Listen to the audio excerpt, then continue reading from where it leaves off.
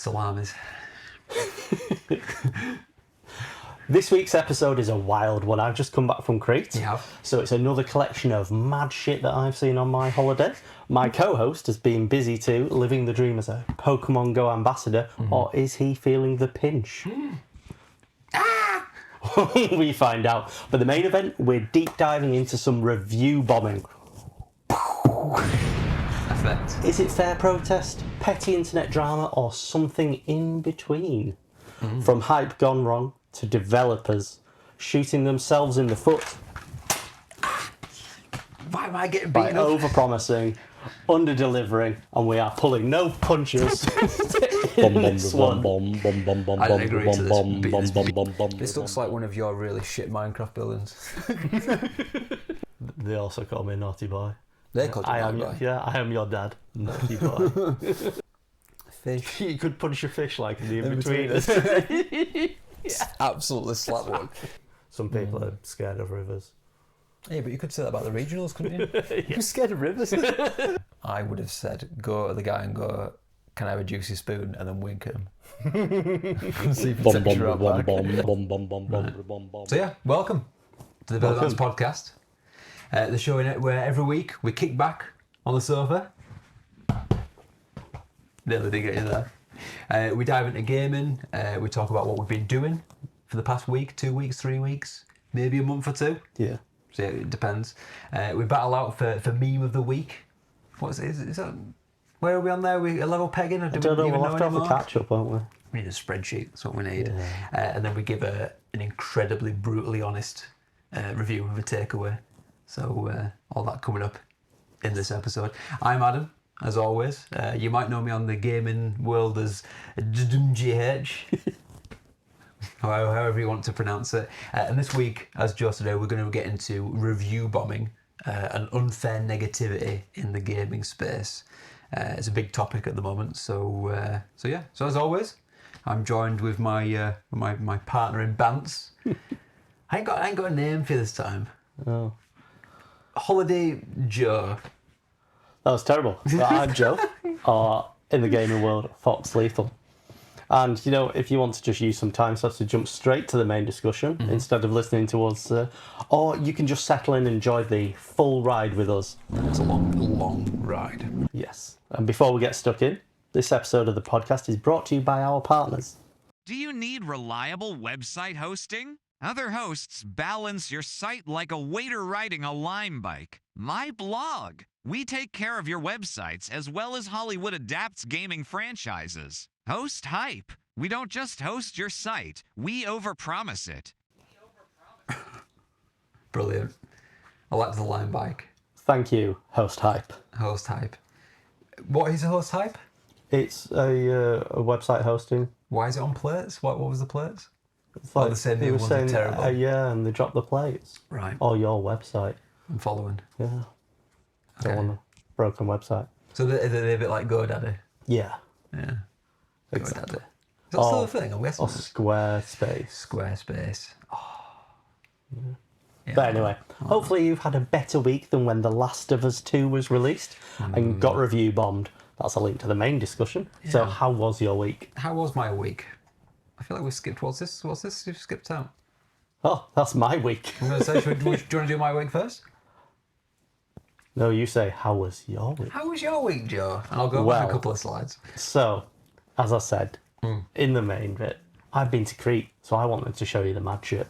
Yeah. So, you always seem to find the mad shit. I know, I love it. Does it I come think to you? it's my holiday thing now. Yeah. It's my thing, innit, Geever? It's what I do. So we did go to Crete, home of the Palace of Knossos. Is that what this is? Yes, and this is apparently where King Minos lived, the man who had the Minotaur. Oh, yeah. They had him in the labyrinth, so we went to see that, which was very nice. And you'll be seeing the pictures of, you know, the ruins that they've got there that they've kind of redone. This can't be the full thing. Yes, that's all I'm putting up for you. Well, I'm then assuming a lot of this has fallen and broken over the years. yeah, and they've kind of put it back up as well, just so you can get an idea of what it was like. This looks like one of your really shit Minecraft buildings.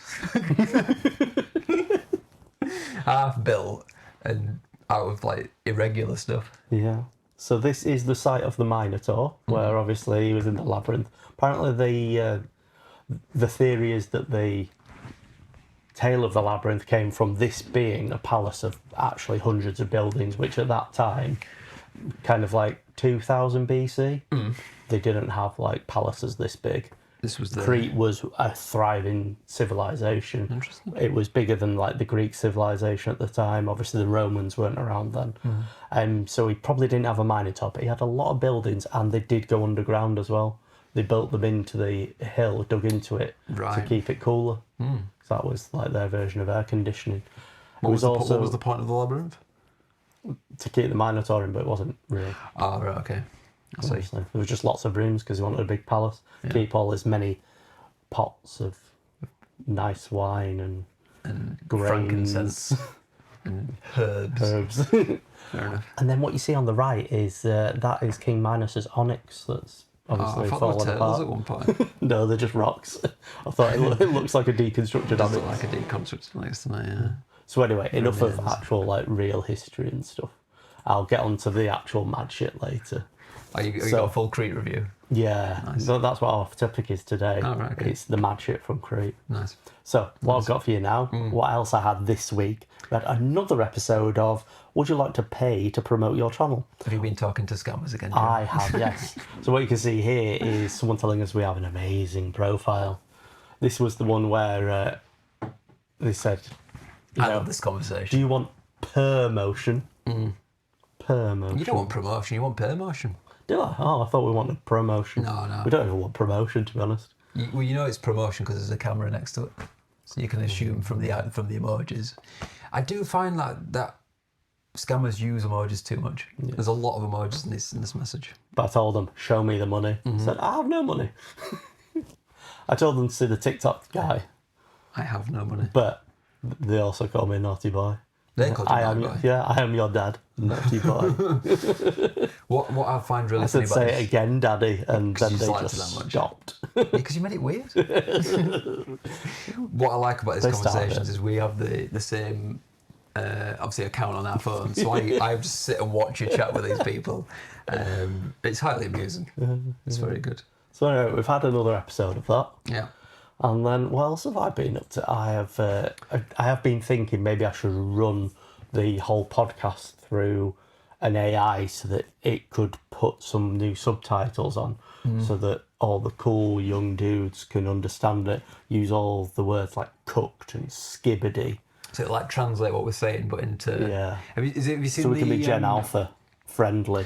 Seen the videos where they do that with the Bible, and it's like said in like Mary was a pick-me girl for God and was simping for him in prayer. That's pretty good. I also came up with a new word again. We brought out It's a fresh word. the dictionary. Dictionary. Is that a Joe dictionary? It is. Yeah, it resides in the Joe Zone. I like the Joe Zone. I also thought about another Joe thing. Joasis. Is it a tribute band of Oasis that's just Joes? Or is it actually like a really calm a desert pool full of Joes in the desert? An oasis. Yeah, a Joasis. Yeah. Joasis. Which one is it? Is it both? Or is it just a delicious drink made from the essence of Joes?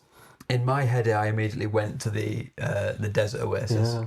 Yeah. Then the band came up, and then I must admit, then the drink came in my head, so that would be my order of Joasis. But anyway, none of those were the words. It's twatcident. A twatcident. Yeah, it's an avoidable accident that was not avoidable because a twat was involved. I imagine this could be used very often when you're driving. Yes. Yeah. A lot of twatcidents. There's a lot of twatcidents, Is this? Have you used this word recently? Yes. What happened? I can't remember. I just remember the word. So it came out just fresh, like twatcident, right? Yeah. Okay. And anyway, I have a question to pose to you. It came into my mind. What animal could you look in the eyes and actually kill for food? You're not even starving. You're just like, I want to eat dinner. Yeah. Because like, I think a cow is too cute. A sheep, too cute. Yeah. Do you know, I went to a customer's house yesterday, and it was on a farm, full enough, and they just had some baby cows put in. Put in. well, delivered, but they didn't. They had a spot for them, but it wasn't really like where they're going to be. But I could hear like the mooing. I was like, oh, that sounds like a right bull, like a proper trusty bull. Went round the corner, 5 little baby cows just there. I'm like, there's no way that sound came out of that little thing. That's what people say about me and my snoring. This is the most challenging one I've ever had. So. Oh God, I've forgotten about that. Yeah. What could I kill in the eyes? See, I'll give you mine. Chicken. Chickens do not have souls. Yeah. Like I used to have neighbours when I lived elsewhere, and they had chickens, and when they cleaned the chicken coop out, they put the chickens out and they locked themselves in because they were that aggressive. Yeah, chickens are asses, aren't they? Could you even look in the eyes of a chicken? Because they're on the sides anyway. So you'd have to look in one eye. And then go around the other side and look in the other. Yeah. And then shank it. I think chicken's the obvious one. That was what I was leaning towards. I mean, I love animals and I'm not going around killing chickens. No. But, yeah. I don't think have you ever killed an animal? I don't think No. I have. Not even unintentionally in the car or anything. Maybe an insect though. I don't even like killing insects, to No, be I honest. don't. I like to just put them back outside. Outside, yeah. I know you do with your weird daddy long legs catch, and then you've got it just in like your weird claw. I'll be honest, Joe, sometimes I just leave it out. If Joanne hadn't seen it, I just let it be. The ultimate betrayal. I was sat downstairs toilet, having a number 2, as you do. A centipede just comes crawling past. Oh no, I can be having a centipede I was like, now. See a big man? He went into the skirting board. So yeah, and then the other day, John was like, oh, there's a centipede in there. I'm like, hello? I think I called him Jeff. My name is Jeff. Oh, well, Yeah. cool. I don't want to say chicken because you went with chicken. All I can think of is ferret, but I don't want to eat a ferret. But that's the only animal that keeps coming into my head. Oh, I saw some ferrets the other day though. They were asleep in a big pile. It looked really cute. Ferrets are cute. I don't think I could kill a They duck. stink though. Yeah, they do, yeah. They do. A duck's too cute. You need something like minging. Like a chicken. Yeah. I was thinking pig, but then they're like Oh, they're I like like dogs, pigs, aren't they? yeah. Yeah. What else do you kill that's an animal? I think we'll leave that there. I think we've decided chicken. It's got to be chicken, hasn't it? A fish. A fish. You could punch a fish like in the in-betweeners. I better kill it. It's the kindest thing to do. It won't survive back in the sea now.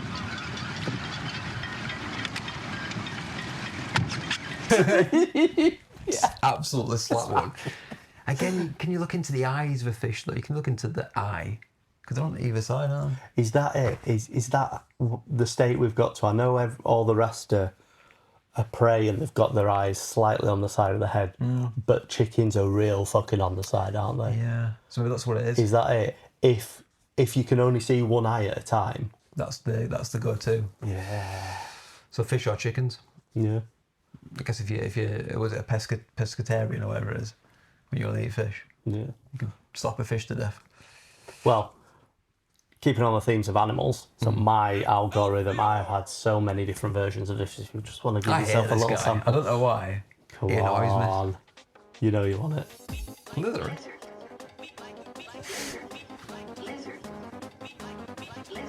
Okay, that's enough. You look really angry. Turn it it. off. It's so annoying.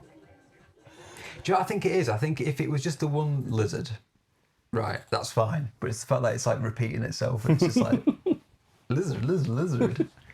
Also, a really good one that's like a metal concert. And they put into that. That's good. That's better than the average lizard. But because we like to party. Yeah, no, I appreciate that. I do appreciate that. So yeah, go on, tell me about your algorithm then. I was going back. I was going to say, have you seen the videos of them chopping up Pokemon to eat? It's like a chef video, and they're like cutting up like a chikorita.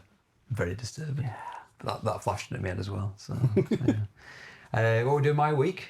Your algorithm? On my algorithm. Have you heard of an account called Wilson108? No.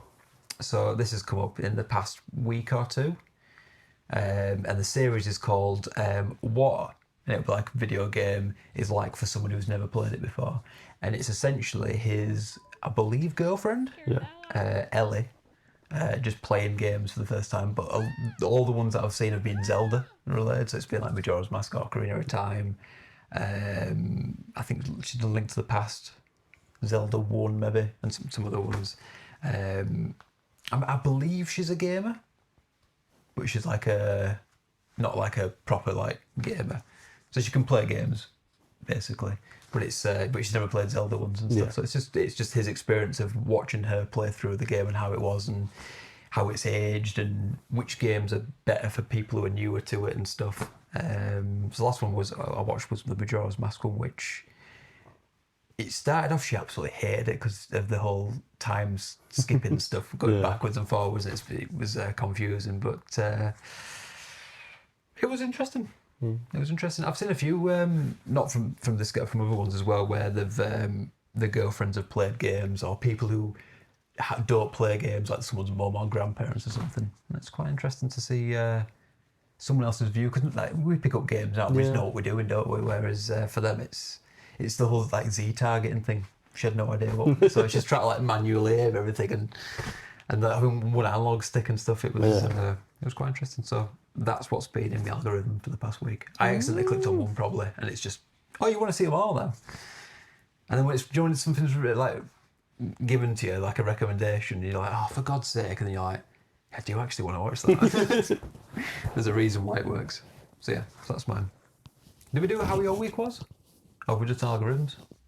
You now do your week. Right, have you done your week? I'm yes, confused. I did my week. Algorithm, then you go algorithm, and then your week. I'm following with Rusty. I'm rusty. I'm really rusty. I'm rusty.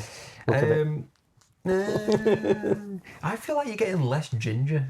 Yeah, I'm going white. Yeah. I'm getting old. I'm old. I feel like it's getting like old. But mixed with the ginger, it looks a bit blondie. Yeah. No, that's the sun. It does actually go lighter in the sun. No, it does. Tries to go blonde. It's like, I want to be a normal person. Do your eyes start to go blue? Yeah. Can you like phase the music? Nine. Gonna get cancelled. Oh, see, I told you. See, that the German comedian's really coming into it now. Yeah, it's coming in. Can't watch this. Nine. It's only 17 miles. Let's take a little walk. Yeah, walking straight. Yeah, I see you there. Yeah. Yeah, that's what it is. That's what it would be. What have I been doing? I have been doing a lot of stuff in the garden. Yeah. As always. We'll get some garden pictures. First, crop harvest came in. We've not harvested them all because the idea is we'll just kind of pick them out of the ground as we need them. So we got some tomatoes. Cool. We got. Did you grow some big ones? No, they're all still cherries. Little cherry ones. Yeah. I think next year we're going to try and get some proper like. I know you had some cherries. Some proper ones. It was a bit of an afterthought, really. We got like a plant, and then we just put it in there. So that wasn't the main thing. But, tomatoes, we got a good little bit. We've only really dug up like a small bit of it. Yeah. And we've got like a decent amount. So I reckon there's probably a good. We said we could like fill like a sink with potatoes. So I reckon we've got a decent amount to come.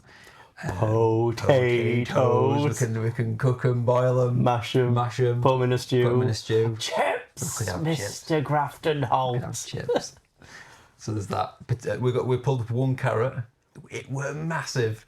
It were huge. It were a bit short. It was like really thick, and then like a quarter from the end, it went like right thin and small, which was weird. I'll put a photo up here.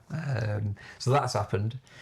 Then we've figured for next kind of year's group, we've put in another patch. So we're now 2 patches up. Yeah. I'll put a photo up here as well. And then Joanne was on a walk with a nan, and she walked past these like wooden planters, about a year big. There's about 6 of them, and it just said free to a good home. So they rang me. I was like, "Do you want these?" I was like, "Yeah, do it." So we packed all them up. So we've got a load of them to do. But they're a bit knackered, so they need like painting up and sanding. A little bit of TLC. A little bit of TLC, but I'm working on them. Go chasing waterfalls. It was TLC. Oh, was it TLC? I don't think I ever knew who sung that. That's because you don't know any music. I know the song. We know about this. You don't watch films. You don't listen to music. You just watch YouTube videos. Yeah. I feel like you could really do with listening to some music instead of just listening to a litter picker. What's wrong with Chile? Honestly, I tried a video. It's not for me. I apologise, Chile. Have you tried his mate, Gerard? He might be a bit more your guy. He's a proper like London guy. He's moved to America actually now. But try Gerard. I think his channel's called He's changed it recently. It used to be called the Obliterator, but litter, which is clever, but no one could find it. Is it just called Gerard's Way? I think it's called Trash Trek now. See, I was going with My Chemical Romance. Oh no, you think they have wrong channel? You have the litter picking parade. We'll put a link up for Gerard's channel, Trash Trek. He's currently doing a series called Super September, which is uploading a video every single day of litter picks. So, but he's more fast paced and I'd say upbeat. He has this thing where if a knob drives by really fast, or like revving his engine, he goes, oh, what did he say? He goes, go on, Barry! And he calls him Barry Schumacher. But he hasn't actually explained why he does that. But yeah, so he'll just be picking up stuff. Oh, yeah, dude, here's my day. Go on, Barry! I love the name Barry. Barry's brilliant. One of my favourite Barry references. Did you ever watch Misfits? Yes. Save me, Barry! You know the bit where he's falling off the roof in like one of the first episodes? He keeps calling save me, Barry!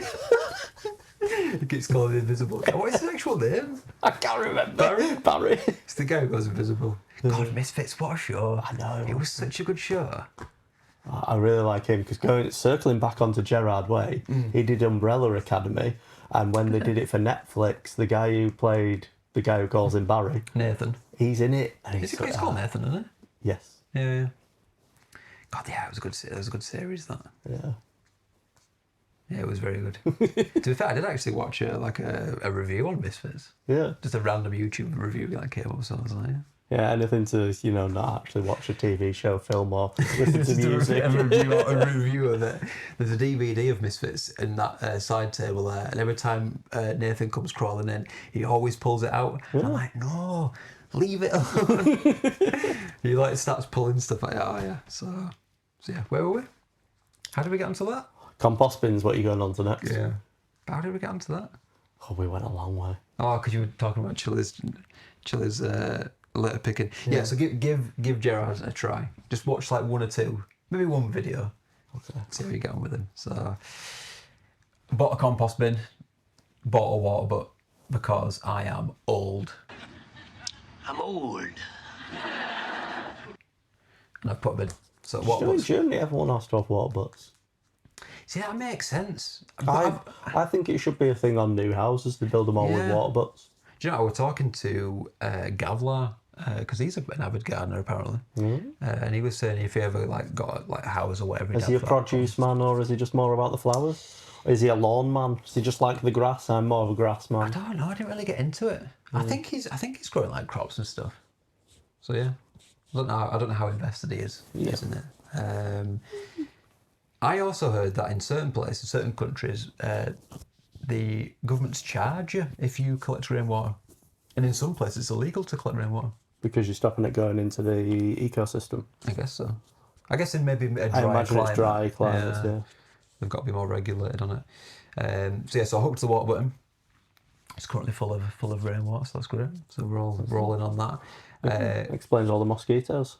Yeah. Apparently you can put fish in a water butt. And it, or like shrimp and stuff, and it gets rid of the need for for like algae buildup and stuff like that. So whether I do that, throw some goldfish in or something. I think without predators, goldfish get absolutely huge. I think they're an invasive species. Yeah, we'll get back to goldfish at this bottom one. In fact, no, I'll just get onto it. We had his first braai. Yeah. Do you know what a braai is? Yeah, I do. I didn't know what it was. No, I don't. It's a South African barbecue. I did. So, yeah. Did you though? Yeah, only because Joanne told me. Oh, that we'd gone to a braai. Right. Yeah. So yeah, we got invited to our first ever She braai. said the sausages were banging, and I was like, they'll be ballwurst. They were. The little spinny ones. Yeah. Spiral ones. It was good. Their garden is insane. It's so good. It's like our garden, but on like steroids. It's like everything's bigger. And they've got all sorts. So it's not allowed in the Olympics then? Or if it's on steroids? No. Yeah. It'll be allowed in that steroid Olympics that they're having. Have you seen that?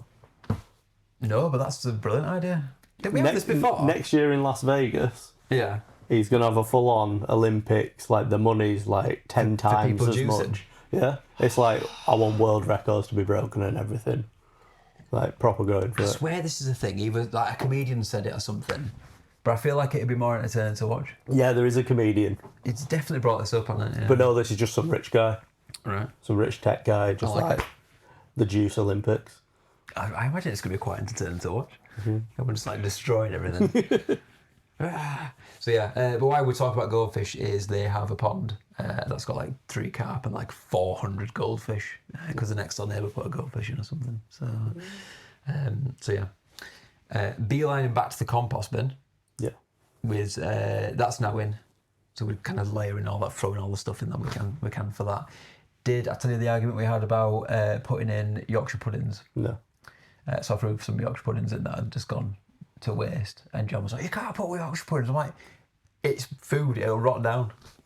And then she was like, and then I also tried to put some cauliflower cheese in, and she's like, "You can't put dairy in." I'm like, "It's a compost bin. Anything will rot down in it." See, we've got, because all businesses now have to have food waste, don't they? And it'll probably come in for, the average person just at home eventually. Yeah. But starting with businesses, and we've got it, and I've also got some compostable like trays, and I keep eating off of them because we don't actually use them for anything. So I've started putting them in the food waste bin because they're compostable. Exactly. But I'm only doing this because we've got our like food waste Hitler that is there checking everyone's not doing it. It's gonna end up like that meme of the woman and the cat. Just like me with my compostable tray. That's not food, and I'm just like, it's compostable. Yeah, because the whole thing I found with compost, the reason why the smell is if you just put food in, it's just gonna rot. So you need to layer it up with what's called browns, which is your trays, sticks, leaves, and all that stuff. Yeah, it's not just about just sticking it somewhere and it breaks down. It just you need to layer it through. So I've learned a lot about composting. It's insanely boring, but yeah. So we're about half filled on that. We need obviously a lot more compost for the new plot and stuff. So we've now been going to. Have you had the Wakefield tip as free compost? Yes, So every Tuesday we've now got a ritual where we drop off Nathan at Joanne's mum and dad's house. And we go to the tip. We go and we scoop. What a sexy date! Oh yeah, we scoop bags of compost. It does smell quite pooey. I wouldn't say it's quite manure, but it does have a bit of a pong. The first time I went, it smelled a bit like mulled wine. It was a bit weird, but it's proper hot. Yeah, it's weird. Yeah, well, that's the composting happening. Yeah, so we just go and we bag up a load, and then we drive home in a car smelling like poop, which is fun. So yeah, so we're about half filled it up, but you can just go and take as much as you want. Sometimes when we go, there's loads of it. Other times, it's like last time we went, you can only get 2 bags because they'd run out or something. But it's free, so can't complain. I've got here peanuts. Yeah. Do you know why I've got peanuts? Because I keep finding whole peanuts in his garden, and in me, those the pots I've got out front. Yeah. Just a whole peanut in the shell. And the first time I was like, oh, that's weird. Threw it away. I reckon I've probably found about 6 or 7 of these peanuts. Have you solved the mystery? No, I don't know where they're coming from. Do you think they are on a bird feeder somewhere, mixed in with like the normal, or do they have nuts, birds? The only thing I can think of is that's what's happening. And the birds are discarding them because they're still whole. And they can't get to the thing inside. That's what I'm thinking. That's the only thing I can think of. The last one was just on the driveway, just in the middle of the driveway, just on the floor. Yeah. That would make more sense, but the fact that it's in the soil, it's like buried inside the soil. It's like a bird's buried it in there. I don't know. If anyone's got any ideas as to why I'm finding peanuts in and around the garden and the house, it's not me. I'd appreciate it. I took some photos of it. Here's the peanuts, in case you don't believe me. Remember, it's here. Oh, sorry, it's not there. I'm going to put it up there. Put it up there. You ain't going to do shit. Put it up there. That's off camera. Yeah. I think that's it then. Yeah. I think that's my week. Nathan started nursery. Forgot about that. You completely skipped the first. It was right at the top. The first one. Yeah. 2 weeks he's been there now. Mm-hmm. He's only been there, I think it's like his 4th day. Yeah. He loves it. Yeah, we thought maybe the first day we go, he's going to be like, oh, no, don't leave me. Didn't give a shit. He was just like, see ya. I'm off. He's doing great. Yeah. So, what more can you say? Exactly. So now we're going to bounce straight on to player name of the week. Yeah. This is one from Crete. Melon eats poo. Melon eats poo. Level 17. Level 17. And he's got a sock. 619, Rey Mysterio. Booyaka, booyaka. Melon eats poo. Yeah. I like this. Minus points because there's no number at the end. How much better would it be if it was Melon eats poo 23? You do like a number on the end, don't you? What if it was Melon eats poo 69? 22? Oh. 69 would also, That's right. would also be quite good. So, level 17. Yeah. I almost feel like it's hard to be that low of a level nowadays. Exactly, yeah. I could do that in a day. Do you think it is actually literally just a throwaway account just to troll someone? Maybe the account that they're doing it against is called like Melon Man. Yeah. And he's like, oh, Melon eats poo. Exactly. Taking him out, putting him in. I like it. It's good. We should probably do a spreadsheet of player name of the weeks. Yeah. And we should probably rate Give him a rank rating. him. Yeah. It's getting that way. So I'm going to tell you what I've been playing this week. What you been playing, Joe? If I can find your list. Where's your list? No, I'm not. You're going to tell me what you've been playing. Yeah. You made this order. Ah, no. This is how this would. We are so rusty at this. I'm all over the place. Back on the Minecraft, Joe. We are back on the Minecraft. Baby. What happened, Joe? Explain. We started playing Minecraft. Well, Joanne decided that was what was going to happen. Yeah. She was like, Tuesday night, Minecraft night. Once we've brought in the bags of poop, Yeah. Minecraft there. Yeah. So we've been playing Minecraft. Joe Get set the up the poop server. Yeah. We've just cracked on with it. Yeah. We had a little... You've probably been on it more than I have. First night hovel. Then we set up the first house next to the little lake, didn't we? Little lake house, yeah. I haven't been back there since we left that. I have. I had to go back to the... Is it in there? The dark oak forest, and that was on the way. Yeah. Yeah, there was some sugarcane, so I brought it back for paper so we can make books and make shelves and chant. I still like that spot. And now we've all made our own houses. Yes. Mine is roughly in the... pretty much finished. Mine, outside finished, other than a bit of decoration. Inside, I've done nothing. That's because there's no room to do anything. Yeah. I've been joking because Joe's made his house rather petite. So every time I go past it, I'm like, oh, get your elbows in, lads. It's modular, so I can add more. You can add more to it. Yeah, I if like it. decide. I think it's cute. Yeah. Have you kept the roof as it was? Yeah. Because you were a it's bit been worried it was too big, but I think it's Yeah, alright. I feel like I might need to transfer it to slabs so it doesn't come as far down. It still goes as wide, but not as far down. Possibly, yeah. Or maybe part of it to slabs. So it's more of like a curved thing. I just went with the traditional steps. And then one overhang, I think, is what I've gone with. So Yeah, I think if I find some moss, I might put some of that in the roof. So, 'cause yeah, it's on the edge of the woods, mine, and I've created a little. I've created a custom tree with a nether portal in it. oh nice. Oh yeah, I've seen that. Yeah, that's cool. So we've had a little dalliance in the nether as well. We're right on a bastion. Oh yeah. We got dry gassed, but we haven't hydrated him yet. So we haven't got. It's just as simple as placing it in water, isn't it? On the overworld. You put it down and then you waterlog it, and then after 20 minutes of real time, It turns into a. Do we need a saddle it for turns it into as a well? little baby ghast, and then it'll grow up into a big ghast if you feed it snowballs. Snowballs? Yeah, I should go back to the other house. I think we've got some snowballs there, and then we can feed it. Fair enough. Mine's like at the bottom of my house is like at the bottom of like a cliffy bit at the back. So there's a massive cave behind it, which is every time I run out of stone tools, when my stone pickaxe breaks, I go in. I go all the way in and I mine 3 cobblestone and I make another pickaxe. and then I get on with my day. Stone tools, Joe. That's where it's at.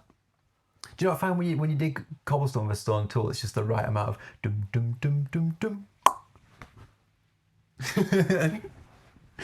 Slow pan to Joe's disappointment. I'm not going to be the only one. People out there like stone tools, I'm telling you. No, you just can't be bothered with actually upgrading things. I bet you've got like a leather helmet, a pair of gold boots, and nothing else. It's just whatever I pick up. Yeah, whatever I come across. Joanne's wearing leather. What's wrong with that? You can dye leather. Yes, because she made leather and then she doesn't want it to sit there, so she's not throwing it in lava till it like a breaks. normal person. It's She's going to wasteful, use isn't it till it breaks. It's wasteful. It's good. So yeah, stone tools. Big up Stone Tools. Booyakasha. Anything else Minecraft related? Yeah. We've just been chilling on it, really. Yeah. Haven't been doing all Not crazy. been going too crazy on it now. Do you want me to do my Pokemon Go stuff now? I've got a fair No, bit. leave it till last. Leave it till last. Because we've got loads to go through. You want to know my Clash of Next Clans? No. No. I've never maxed know. out Town Hall 14. Does that mean anything to you? I'm also, like we mentioned last episode. It's higher than last time when you said you'd maxed it to 13. 13, yeah. See, I listen. Yeah. This is what real friends do. And I'm going you to do the see. walls before I go fully on it. Yeah, you told me you don't want to just keep maxing out your town hall. Basically, You max it's everything the same thing out. every level, nothing changes. So, yeah. So Clash of Clans. Brawl Stars, you might find this interesting. They've randomly done a collab with Subway Surfers. Now, do you know the Subway Surfers? You know when you're watching like Brainrot, and underneath there's a thing jumping on like railway tracks. It's that game. It's nothing to do with the game. Daddy long legs. Oh, if it comes over here, I can show you my grab technique. Hey, Daddy. Come on, do it. Get over here. Get over here. This is prime content. This is just us looking at Daddy long legs on the roof. We need your phone out. We need the other angle. Do we need some B-roll? Look at him with his dangly legs. He is a creepy boy, isn't he? Daddy, chill. Wait. All of you. Daddy, chill. What the hell is even that?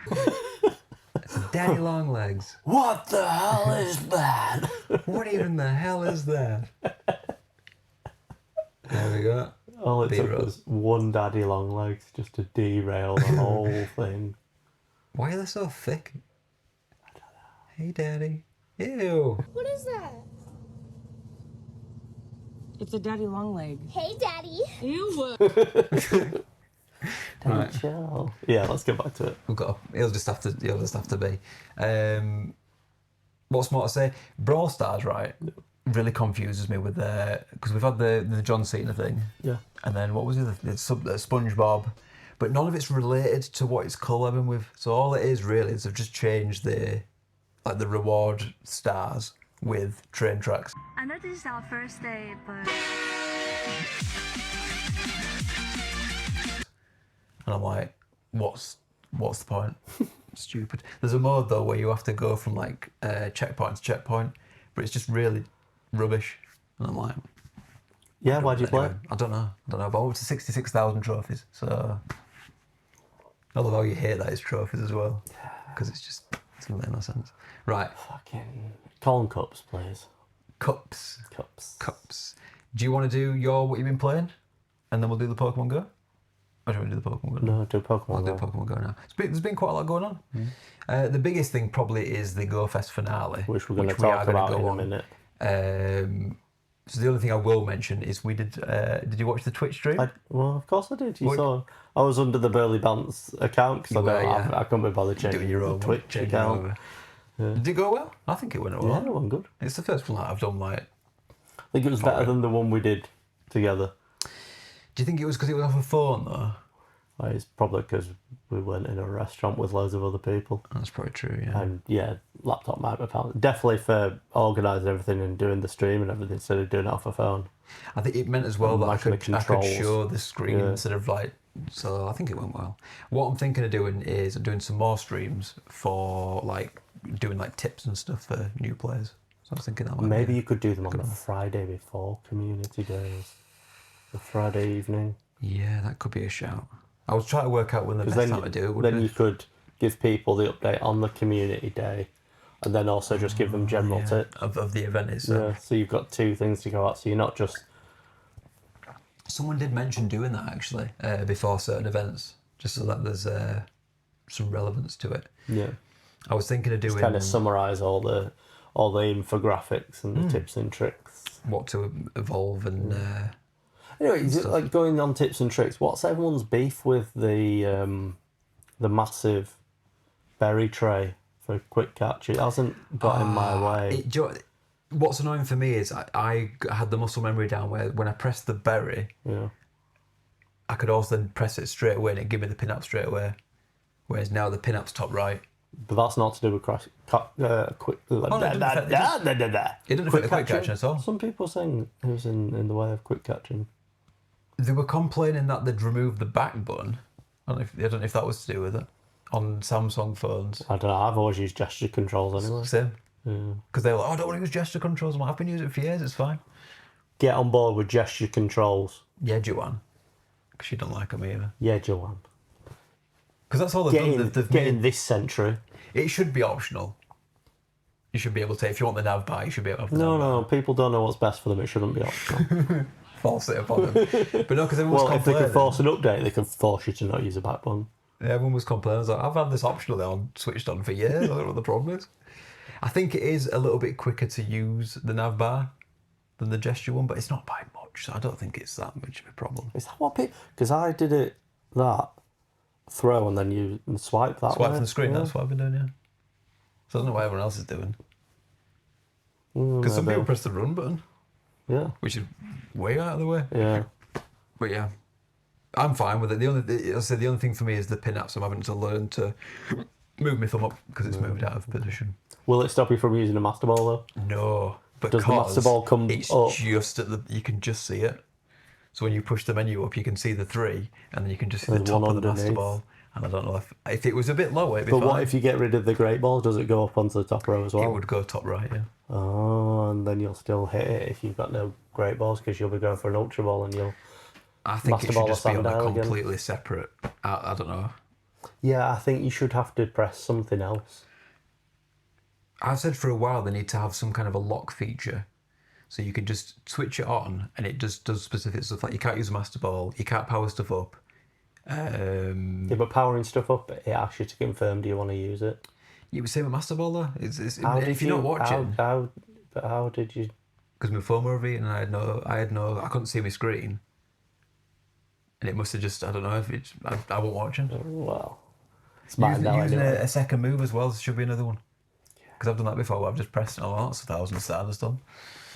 So yeah. What were we talking about? I don't know, we were talking about the Twitch stream. Yeah, I think that's right, it's a Rookedy Community Day. Yeah, Rookedy Community Day was the last one of the CDL season. Yeah. Which it went quite well. It rained for like a smidge about. Where did we come? 5th. Which I was worldwide, top league. We were 6th coming into that point, and then we went up just one. We were quite close to 4th, if I'm honest. And the thing is, we've been so hampered by weather. Yeah. Over at least the past 2, maybe all 3. I think we've had some form of showers and all. Yeah, I think the past 2. I think the first one was really good weather, wasn't it? I think we got a really good start for Rookedy. I think. Ball your tits off. Yeah, we did. But it was especially considering the weather. Yeah, we got quite lucky. Really, it was supposed to start raining at 2, and it didn't start until about 4ish. So we got at least 2 hours before it started chucking it down. So 5th place. It's not bad, really. No, it's good. I'm quite happy with that. So new season started, so we'll see how that goes. They are about putting in another league because we're getting. I feel like it'll be downhill because obviously going into winter and we get harsh winters. Yeah, it's true. It's true. Some of those more evergreen places might catch us up or just stay ahead. Possibly, yeah. I did like to see that the guys who run the CDL, they got promoted into our league now, which I thought was quite good. Stockport and Withenshaw. So. Have Doncaster gone down though? No, I think they stayed. Because they were in that little red thing, weren't they? Well, no, they were under the dotted line, but they weren't highlighted. And they're relegated, red. so I think they are staying in. I don't know why that dotted line's there. I don't know if it was an error or something. So, or maybe it depends on how many teams were in or something. But I think they're staying in. And I think Cass stayed in the same spot. I think they came quite mid-chart of where they were. Yeah. But, yeah. So that happened. I hit 450 million XP. Ooh. So I got a little video of my bingo card, my cross, because it was on my bingo card, was that? Oh, you crossed that off, have you? So I crossed that off. On to your next bingo. Yeah, I'm getting a bit struggling on the bingo cards. I will put it up here. I'm looking at it now. It's over on that wall over there. It's a lot of platinum badges. 3, 4, so 5 you didn't get last year. I think you can at least beat last year's. Well, the thing is, on last year's one, I've ticked them off as I've got them this year as well. So I think there was a few less than that one. There's some that I definitely don't think I can do now. There's not even that many platinum badges left to get. The ones I'm working on at the moment is the buddy badge, which is doing my absolute head in. I'm up to 122 out of 200 now. You just got one, haven't you? Tyranitar. Yeah, just today. So that'll be 123. But one thing I'm wondering, you mentioned platinum badges, and you're going to go on to say this, so we're going to go on to it now. Yeah. Level 80 is being revealed. Yeah, boy. So Buzzing do about you think one of the requirements for level 80 will be all platinum badges? Maybe not all, but there definitely will be a limit. There'll be like get 80 platinum or whatever it is. I can see that. We're all waiting to find out, because I have been level 41. I accidentally went from 40 to 41 by powering up a legendary. See, I thought by that point you'd just be like, all right, I'll just go for it then. No, because I thought then there might be some people who don't get past level 40. They might be like me, but who's going to go to level 41 and stick at that? So we talked about this earlier, didn't we? You're going to get to see my journey from level 41 to, and we're going to see where I land with my XP. So my XP is currently this. I love it if you went to level 50. That'd be brilliant. I love that. Yeah. Stick it over. The thing is, you can't not stick it in now though, because it's just. I know. You could stick at 70. I can get to 70. You can get to I can 70, be yeah. highest XP level 70. Yeah. Not that I have loads of XP or anything, but most people would actually want to continue with their journey. I'm really interested how they're going to do the scaling thing. Yeah. They've said they want it to be more kind of balanced, so it's more kind of, you get levels more continuously. I'm hoping I'm just going to get straight to 70. Yeah. And then I can just crack on without needing to do the XP. So we'll see. 15th of October, I think it is. Yeah. Something like that. So we might get some more news before then. Is that roughly in line with when the new game's out as well? Legends ZA. Yeah. Yeah. I would imagine there's a reason why they're doing it that day. But, yeah. What I am worried about is them coming out with an extra tier on the badges. Yeah. Like crystal, or what would the next one be? Platinum, diamond. Vibranium. Get 500 best buddies. I'm like, I'm not doing it. I'm not doing it. It's not happening. You're jumping off point from Pokémon Go now. Yeah, it's me messing up the Apex season pass kind of thing. So, yeah. I have actually got some platinum badges recently. I got the mega one. Yep. Mega Sharpedo. Yeah. Can't shorten the name. I've tried Nope. it. It doesn't work. So that got me the Mega Evolved Platinum badge, and then I finally got the Unova Platinum badge because Keldeo finally came out. Has it been 2 years? Something like that, yeah. You know about the Keldeo story, don't you? Yeah, paid research. You said, it'll come back around, and it has, but you've had to wait a long 2 years, time for that, yeah. haven't you? What the kicker was the 2 weeks before Keldeo came out for the first time, Mr. Rhyme came out for a $5, and I was, I'll get it, and then like, I think a week after it came out in the wild, and I was like, well, I've just paid $5 for this. So then when Keldeo came out, I was like, I'm not doing this again. And then, it took me 2 years, so I finally got it. And the IVs were... Trash. Mid. Rubbish. I think out of all the mythicals, like 2 of them are good. Yeah. The rest are all trash. So since we last seen you, there's been quite a few events after GoFest, haven't there? Mm-hmm. So I thought we'd just go through them, kind of have our thoughts on them. Thoughts? Are we doing this one? Thoughts. Yes, the Manchester road trip. Is it on your list? It is. It's there. We'll just talk about it now. Oh, right, okay. Did you go to it? I did not go to it. You went to it. Yeah. You'll have to tell me about it. I thought it was okay, but I wouldn't recommend anyone goes out of the way to go. Yeah. I think if it wasn't as close as it was, I would have been a bit miffed off. Yeah. I think the London one was maybe probably better. Yeah, it did seem like it had when you a looked at few the list bits of extra. What was on there. It was a very miniature version of a GoFest. Yeah. It was like a smaller area, not as much content. It was a good laugh. Yeah. Again, it was good to just like the GoFest, just to go to an area and be surrounded by hundreds of thousands of people who are all doing the same thing as you are. Did you get any free merch? Free items in game? I got a poster. There'll be a poster on that I can't get out, but it's a yellow road trip poster. Road trip poster, yeah. Can you edit it in between my hands? Yeah. No idea. I'll take a photo of it and I'll send you it across. So we got that. We got some little gift codes. Yeah. That gave 3 raid passes, which I thought was quite good. What else did we get? I think that was it. Posters and that. We saw Adelion again. He was well busy. Yeah. He was so busy. It was in between organising the quiz and the PvP tournament. Right. I got as much as getting a handshake out of him. But I was just like, I'll leave you to it, mate, because he was stressed out. So yeah. So the problem when you host and stuff is you kind of got to host the thing. So the bus coach truck thing, kind of cool. I looked inside, not much going on. Not even like a free Pikachu drink. There wasn't much in it. It just seemed like a crappy green room. Oh, right. Not much going on there. We met JT Valley. Yes, you did. For the first time. Here's the picture. Owen got Here's in the the video main picture. and on the picture twice. Oh, cheeky bugger. But yeah, I think I got in a photo. Me and Dahlia look like a couple. It's good stuff. It's good stuff. I think that's right. Yeah. So next one was just a normal event played, but it was one of the Ultra Unlocks. It was the Hisui celebration. Yeah. My personal opinion was it was shit. Yeah. I didn't even bother. Oh, let's just do Steel and Scales. Did you get? They both just released an extra Pokemon, didn't they? Yeah, you got the Zorua, and then Honedge. Yeah. That was about it. Quillfish Shiny, was that?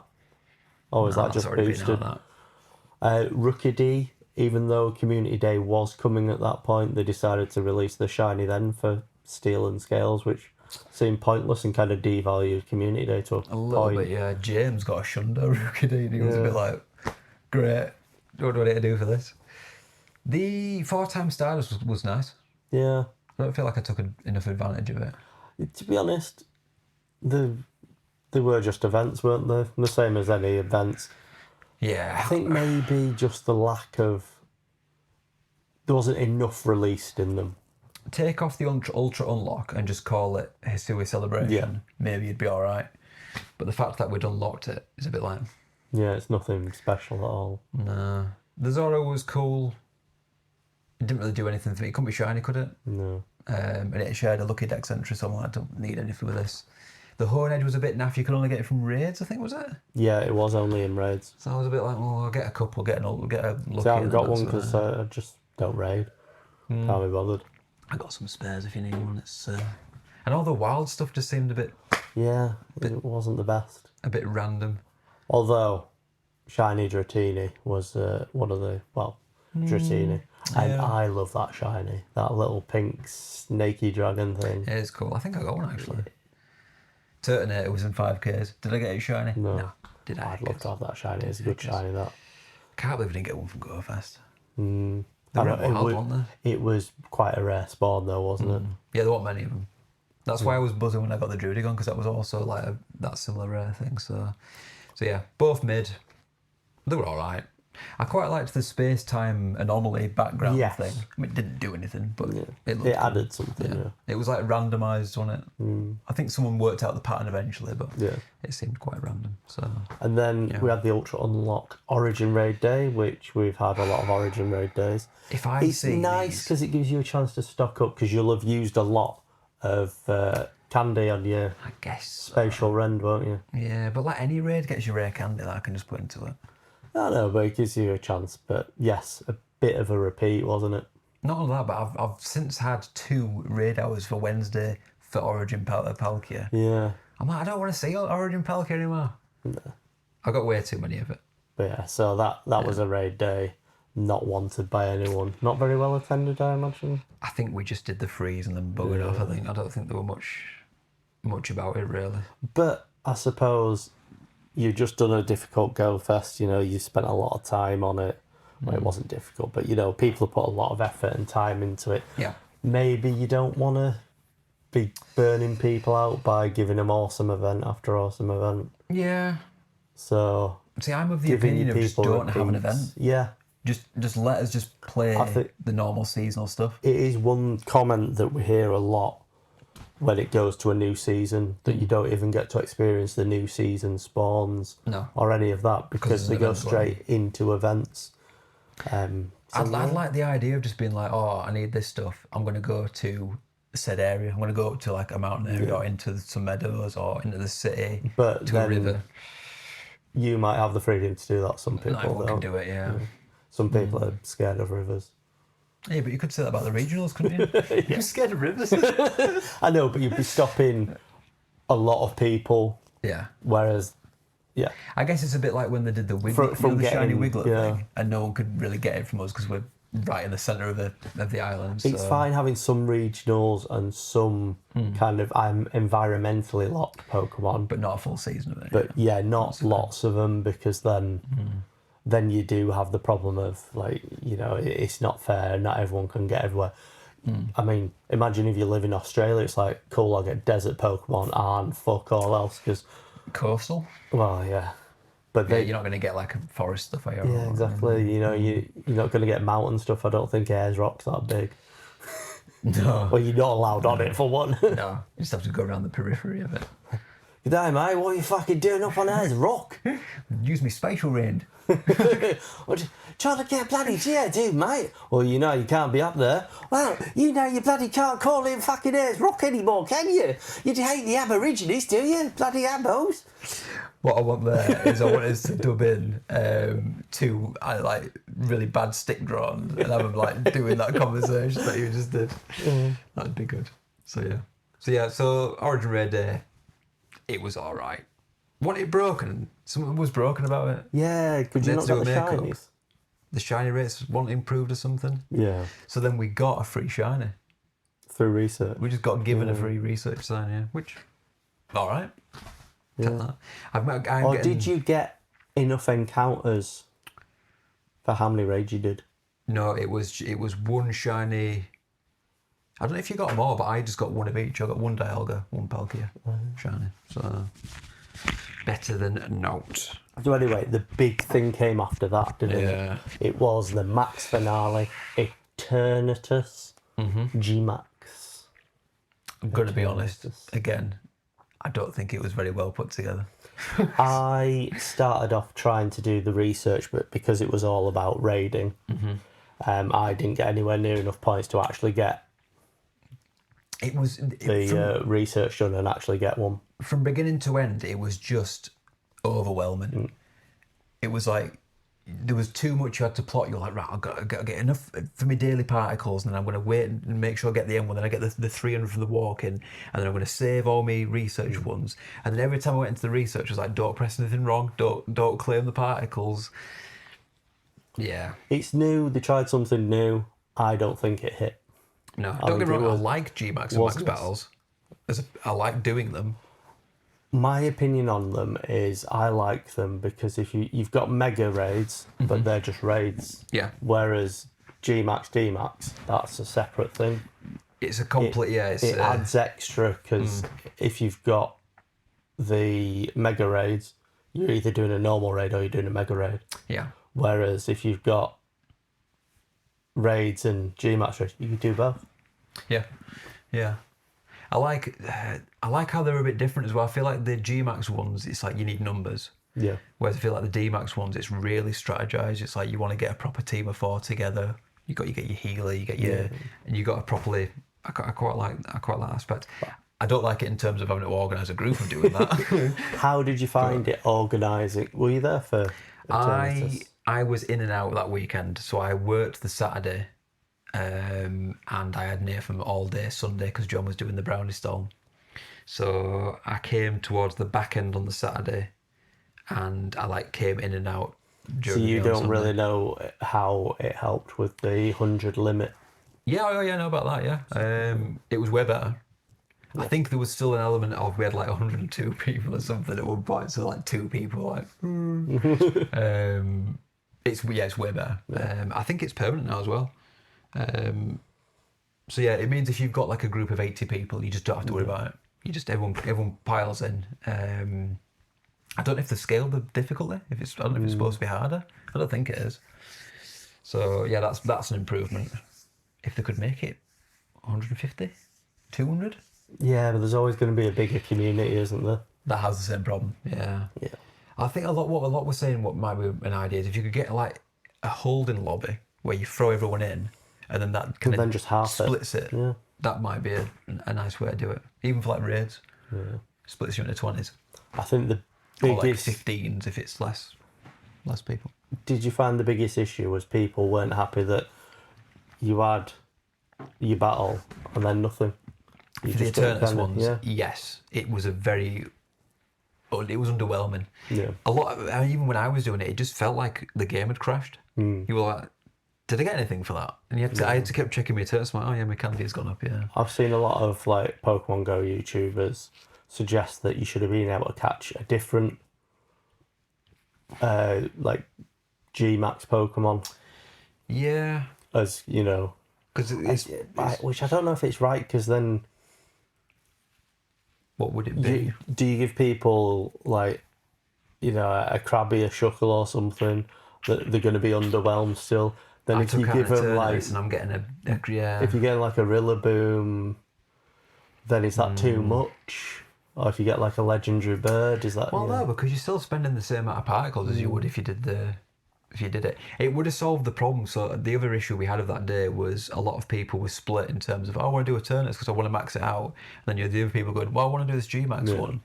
I knew as soon as it got announced it was going to be a nightmare to organise. Yeah, when there's that many options for raids. Yeah. And you're going to have people like, well, I want to do this one. It's like, well, you're going to have to wait until this hour. And if I'm honest, when I went out on the Sunday, I purposely went out for the Kingler hour. I did one Kingler because everything else was just Eternal Max. So we did try on day 2, splitting it into 2 groups, an Eternus group and a G-Max group. Yeah. Didn't work, and everyone just piled into one group in the end. I do wonder, because it's a new event, new type of event, were our expectations a bit too high? Probably, yeah. Yeah. I think they'll improve on it next year if they do it again. So, you know, when you said about they should just take Ultra and lock off those events? Yeah. Steel and Scales, maybe they should have taken Go Fest off of this. Yeah, it wasn't a Go Fest makes it, Yeah, it wasn't nothing like Go Fest. It didn't really have the spawns for it, did it? It was just the raids. And it didn't seem like it was anything to do with Go Fest. It wasn't related to anything to it, really. It's only related if you've played Sword and Shield and you know the story. True, yeah. Yeah, that's a point. But some people might not have. I would say the merch we got given is probably the best merch we've ever had. That pin that we got was the best looking pin we've had. With the pin that is now here. Funnily enough, I gave out all those pins on that stream. I think I've only given 5 people their pins so far. So if you want to get your pins. I've said I'm going to have a month limit. If people don't collect them within that time, anyone who didn't win, I'm going to draw them again off those, because it's like, if it's been a month, come on. Get your pins out. Your pins out. And there's a lot of people who didn't win. It was like desperate. They were like, well, I wish I could have had a pin. So and then it means I'm not having to hold a stock for 3 years. Yeah. So yeah, so that was good. I did like that. So yeah, that's all the events we're talking about now. Yeah. We've got to what I've been playing. What have you been playing, Joe? I played, because I went to Crete, I decided to, you know, we talked about the virtual tourism. I tried to find a game that wasn't Assassin's Creed. Right. And the nearest thing I got was Immortals Phoenix Rising. Was this based in Crete? Yeah, kind of, not really. Greek mythology, based on an island. It was all right. Everything was just average combat. It looked good enough. But my biggest problem was how the story was told. It was a conversation between Prometheus and Zeus, and all the other gods have been kidnapped by Kronos. Right. And it's just like... I didn't like them narrating it, because they're like narrating the story and just having a bit forced, doesn't it? You know, banter between them, and it really took me out of it. It was okay, but I just didn't want to keep playing. No, nothing was hooking you in. No. What's the gameplay? Is it what kind of... Are we talking third person? Third person adventure, you know, hack and slash with a sword. A few special moves. Get gear, and you can glide about with wings. Daedalus' wings. King Minos, going back to him, the labyrinth was created by Daedalus. And he's the guy who had the sun, and they got the wings to escape, and he flew too close. Icarus, yeah. But yeah, went into the sun. Yeah, so you get his wings, and you can fly, and you have to retrieve thunderbolts and help find these gods, and then they're all gonna go and attack the bad dude. Right. Did you see anything in game where when you went to Crete you were like, oh, I recognise this? No. Oh, so you couldn't annoy Becca with that. Oh, that's a shame. I'm like, well, I remember doing this when I went in the labyrinth. Fair enough. So you wouldn't recommend it? 5 out of 10? Yeah, 5 out of 10. Mid. Fair play. Other than Minecraft, that's it. That was the other thing. Fair enough. So, we've been playing a lot of Pokemon recently. Probably too much. A lot. And I've got something kind of related, maybe adjacent. It's not Digimon again, is it? No. But this is to kick off my mad shit from Crete. All right. Because that's where I got it. Fair enough. We're going for a world first. World first, what everyone's been waiting for. A pack opening of Tung Tung Tung Sahur. Italian Brainrot. Where did you find Trading cards. This is amazing. Random shopping Crete. Tung Tung Tung Sahur. Right, are you going to grab not your even on this camera? pack. I've not opened it, no. No, it says Tung Tung, but he's not on it. It's the Tung Tung Tung Sahur pack, yeah.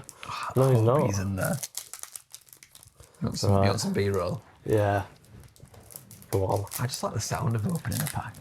Hang on. Right, go. You have to do the 3 cards from the bottom. I don't think Is it 2 or 3? I don't think you do it with these. Right. Who we got? We've got True Limo Road to Truly. Are these the new ones? Tung Sahur. There's Hollow. Ballerina Cappuccina. Another Tung Sahur. It's like... Another Ballerina Cappuccina. Oh, is that Crocodile? Bombardiro Crocodilo. Tra-la-la, tra-la-la. Ballerina Cappuccina. Oh, These are insane. we have got, yeah. Thing is, they've got the real Tung Tung Sahur. But they've also got like the fake ones. It's like fake of a fake. Who's got the highest attack at the moment? This attack is insane. Why is it so high? Why they're all so random as well? How do you even play this? Attack? So I think Who's the capybara guy? I don't know. I feel like we should know these. Oh, Tung Sahur's a Tralaleo Tralala is the highest attack. That's Then fair. Ballerina Cappuccina. What's got ice defense? Then Ballerina Cappuccina again. Tung Sahur, that version. Ballerina Maybe it's the Cappuccina. regional form. Bombardiro Crocodilo. The fish. Although Tung Sahur, again, should have been somewhere in there. Right. Well, But yeah, there we go. World's first. World's first. Look at these bad boys. we should give them away in some form. I don't know how. Sign Give them. them away. Give them away. Sign them and give them away. Yeah. Anyone who's in Discord, if you want to win a Tung Sahur trading card, I'd want the Tralaleo Tralala. that's probably the best one, I think. Highest attack. Yeah, that's the best one. I saw this reel. I don't know if it was posted in the group or the 2 dudes, and they're just like, "Oh, do you want to take a picture of us?" Would one of y'all be able to take a picture of us real quick?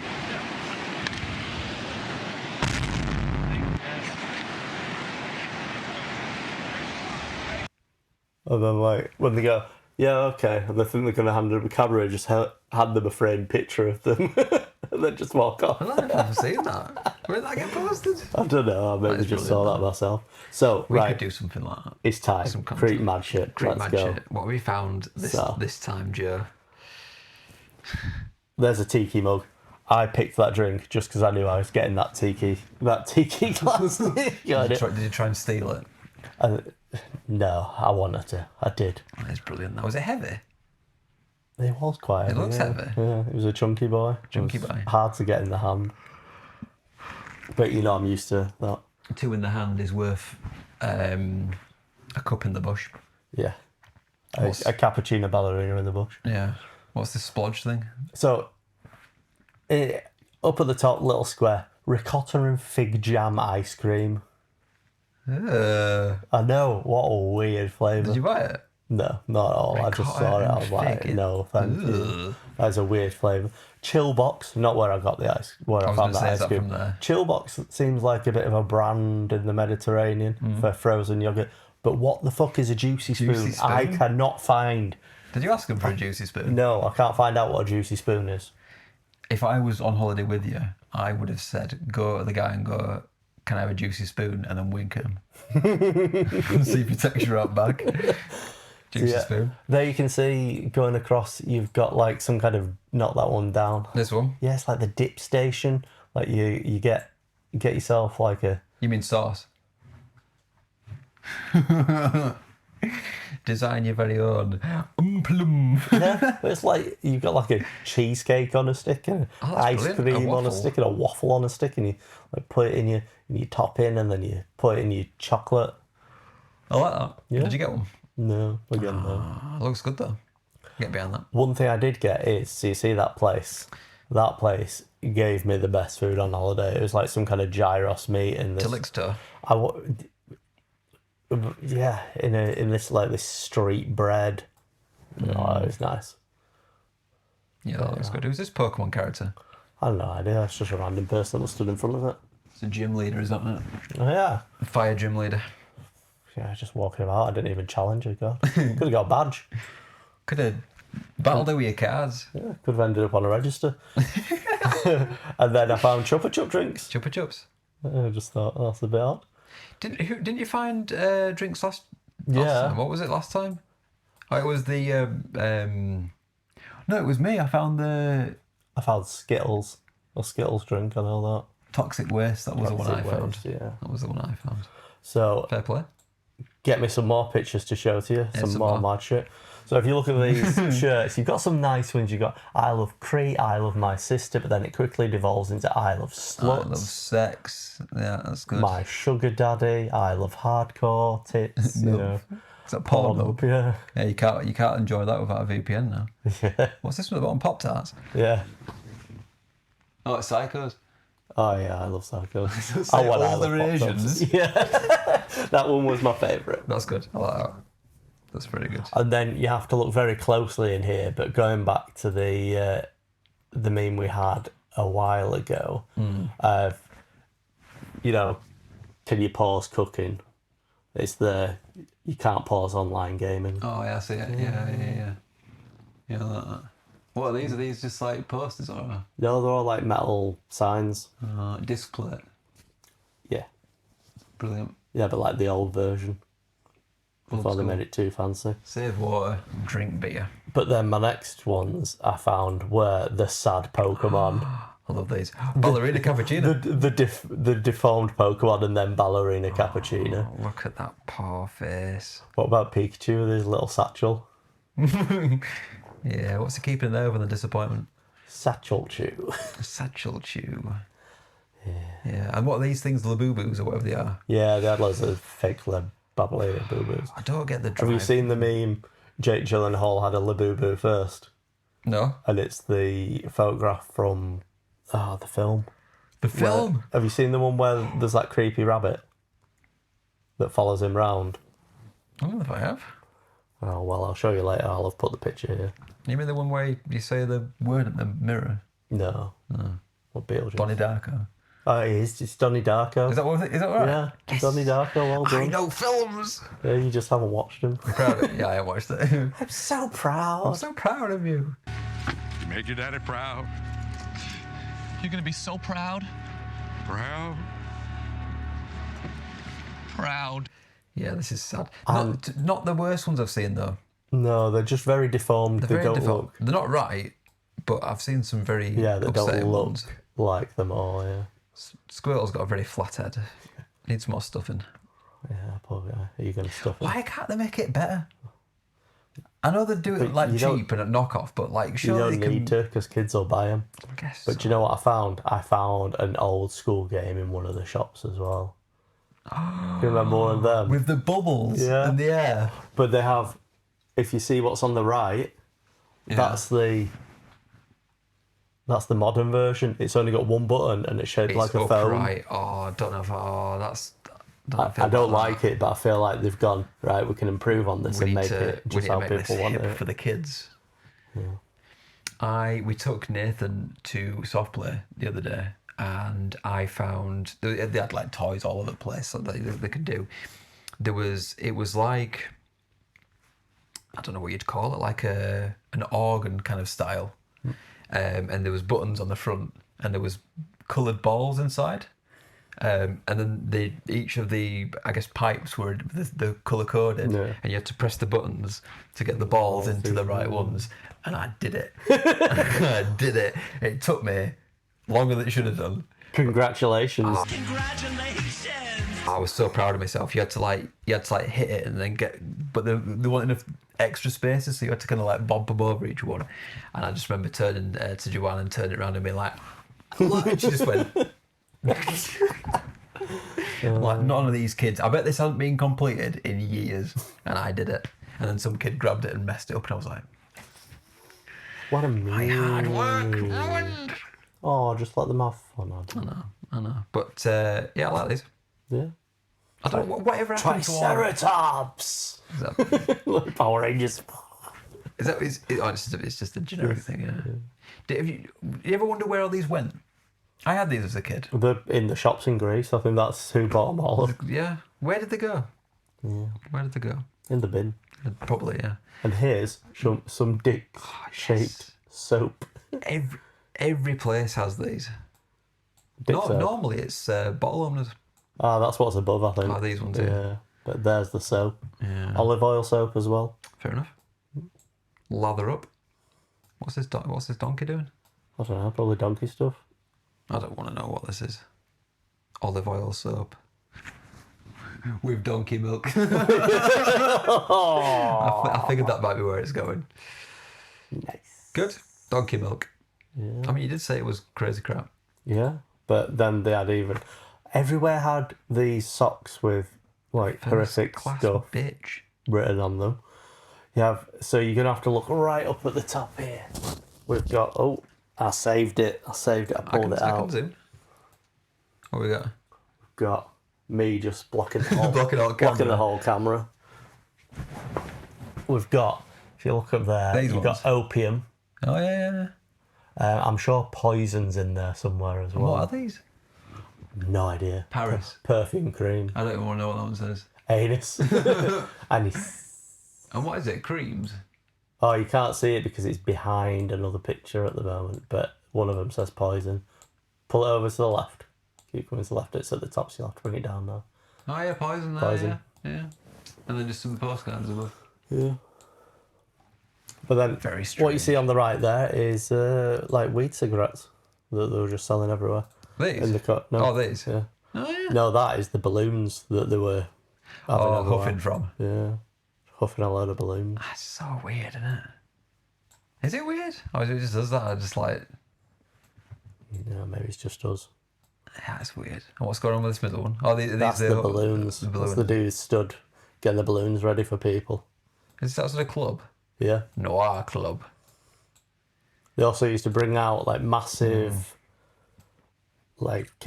tubes of drinks. Tubes of drinks? Yeah, and like you just like with like a massive one, like the ones with like fish in with the bubbles. Oh right, yeah. Like one of them, and then like had a tap on to pour your drinks out. But they come out with a freaking firework on top, just Love that shit. Yeah.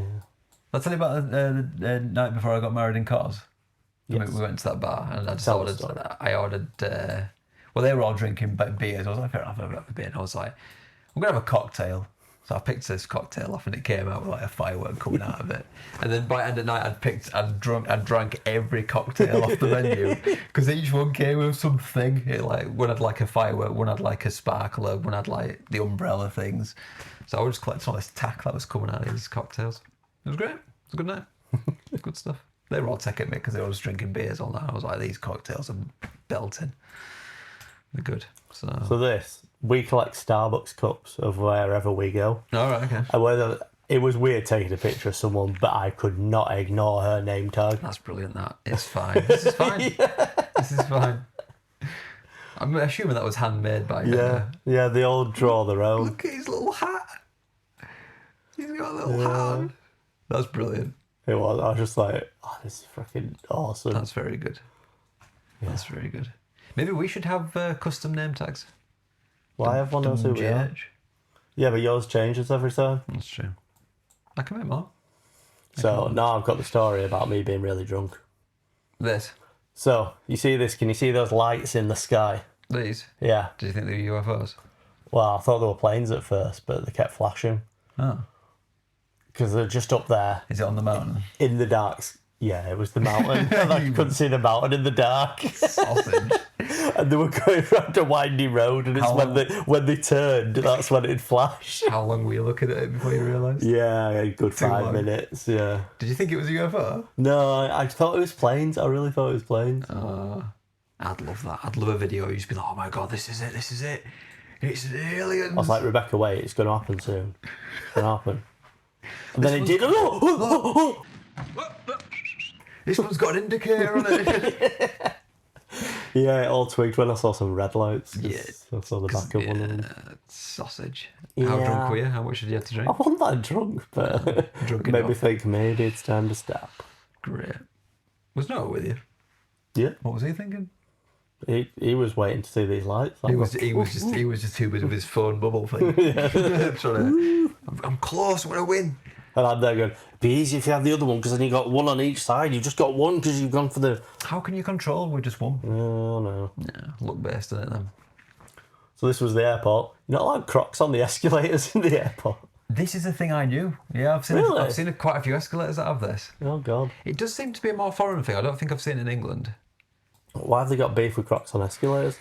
It's something to do with them getting stuck and churned in the machinery. Really? I think that's from what I heard, yeah. Don't get your crocs stuck in Don't get your crocs stuck in escalator. there. So what do you got to use lift? Yeah. Or do you have to take them off? Go barefoot? Oh, no, I'm sure that would be worse. Well, I don't want to step on them with a barefoot. No. They're like sharp, aren't they? I took Nathan on his first escalator the other day. Oh. We were in Escape and we were sat ready to have a meal. Thoroughly enjoy it. We weren't happy in the restaurant, so I took him round and I was like, oh, escalator, let's go on his first escalator. He, I think he was quite confused. He was very quiet. It was just like... And I was like, if you think that's good, we're going to go down one now. And it was exactly the same going down. So I think he preferred the go-karts that were at the top because we had to look at for those. But yeah, that's a blank slide. That's good. You're going to have to put a blank thing here now. Yeah. So they can see it. Yeah. So, now we've got your favourite. Is that the end of Crete? That is the end of the match, yeah. Right. How was Crete? And the beginning of... I don't think you actually said how Crete was. That was good, I really enjoyed it. Oh, that's good. Very nice, I recommend it. Right, now I do this. I've never... Why have you picked the worst one? It's so bad. It's time for Conspiracy Corner. And here we go. The Community Ambassador Conspiracy. Oh, bloody hell. You've been speaking to Owen, haven't you? Owen? Yeah. No, I haven't. So what we're going to do is we're going to actually put the interview that we did about being a community ambassador in this pit, and we're actually going to sack off Conspiracy Corner this week. I mean, if you want, I can put you a bit of a Conspiracy Corner in if you want, which would work with this whole thing. Oh, okay. So Owen has this, shout out to Ginalad. Yeah. Owen has this theory that the ambassadors have got better luck. They have like a luck thing put onto it. So every time I get a shine, they're like, oh, I see that ambassador luck's getting you. But then it seems to not really apply when I don't get anything shiny. And everyone's getting shines. I'm like, I ain't got one yet. Because you haven't done enough ambassador work, obviously. Clearly. More check-ins, get more check-ins. A shiny per 50 check-ins. So that's his conspiracy thing. Because he started doing it with James now. Because sometimes he goes, I see what's going on here. I see what's going on. Not worth a real shiny ambassador shine, is that No. right? He gets co-ambassador shiners. Co-shiners. Well, anyway, so after Adam's little conspiracy, what we're going to do is roll the film. I have the community ambassador interview. Oh, right, okay. So I'm going to interview a community I ambassador. genuinely thought you'd printed out my community ambassador feedback form. And do you know who the community ambassador I'm going to interview is? Is it me? It's you. Oh, right. That's good. That's good. So I thought, just to give people an idea of what you do. All right, okay. The day-to-days. Yeah. Go on then. So I've got a few questions here. Yeah. I'm going to start off with your Pokemon Go journey. All So right, okay. how did you first get into Pokemon Go? And what has kept you playing over the years? So, funny enough, when I first started, I wasn't going to play it because I was like, at that point, against mobile games. I was like, they're just rubbish. They're not proper games. And I figured it was just going to be one of those things where you like normal mobile games, you throw 6 Pokeballs and they're like, oh, you can't throw any more today now, unless you pay for gems or whatever. But I gave it a go. Trophies. Cups. Cups. But yeah, I downloaded it from work, sat staring at the app pretty much all day because there was nothing to do unless you walked about. And as soon as I got out of work, I went round the corner to the first Pokestop and there was 2 people sat outside and they shouted, there's a horsey down here. And I was not at the stage where I was like, no, I'm not. I just quit and went home. But at that point, I had no confidence whatsoever. I was actually quite shy back then. And I didn't want to be seen playing Pokemon Go. So that's how it started. And what has kept you playing? What's kept me going? I think over time, I just got proper into it. I was just like, I got into exploring around with it, and the more that I played it, the more comfortable I got of just openly playing it. And then I think by the time it got really big, everyone was playing it at that point. So I was like, oh, cool, everyone's playing it. So, and then there was a time where I nearly quit because everyone had dropped off. Yeah. No one was playing it anymore. And it was the event in Chester that they did, the Heritage event, when I realised, hang on, there's still quite a lot of people playing this game.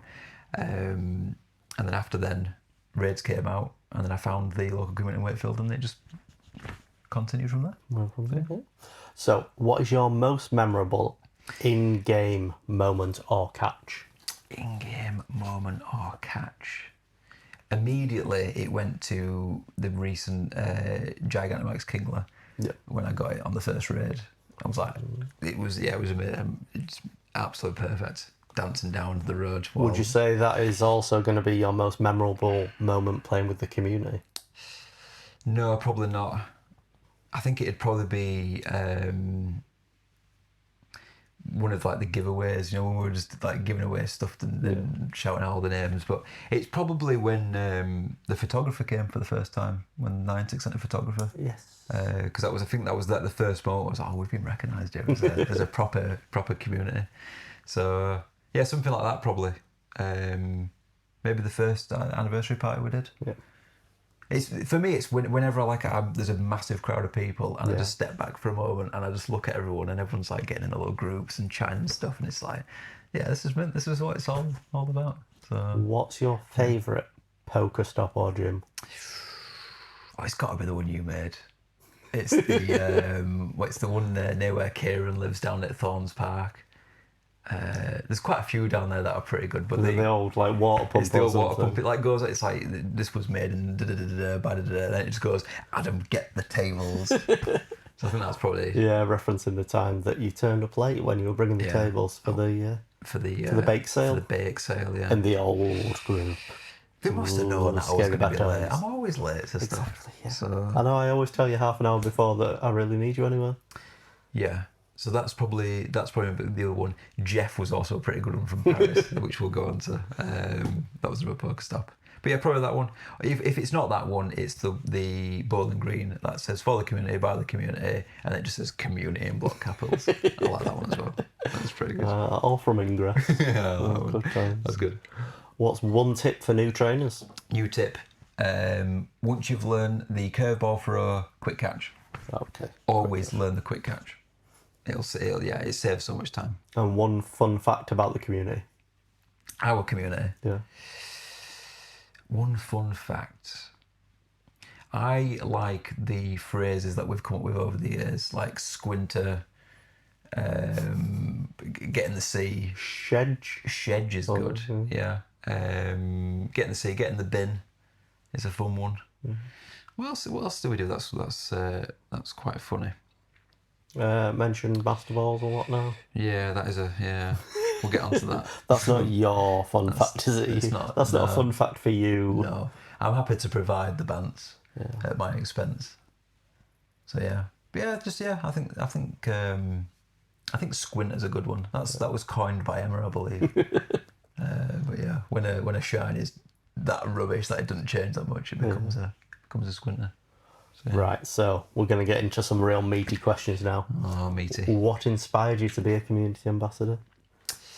Do you know, I always say to people, I never wanted to be an admin in a group. I just wanted to enjoy the game and be part of a big community. So in a way, what's this? A World's VPN? fastest VPN. Not today. Is this an advert? Not today. It looked like that, yeah. So in a way, it was almost forced upon me.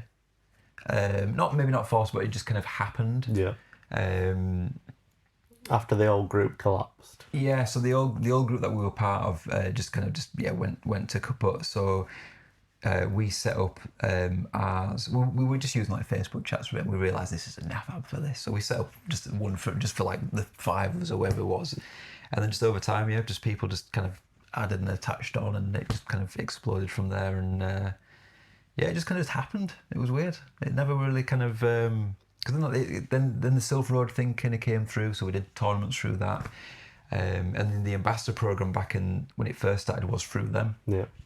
So I kind of got in almost through the back door with the CDL and the Silver Road, because I had to like retroactively like do the stuff you need to get into it, kind of thing. So it just kind of happened.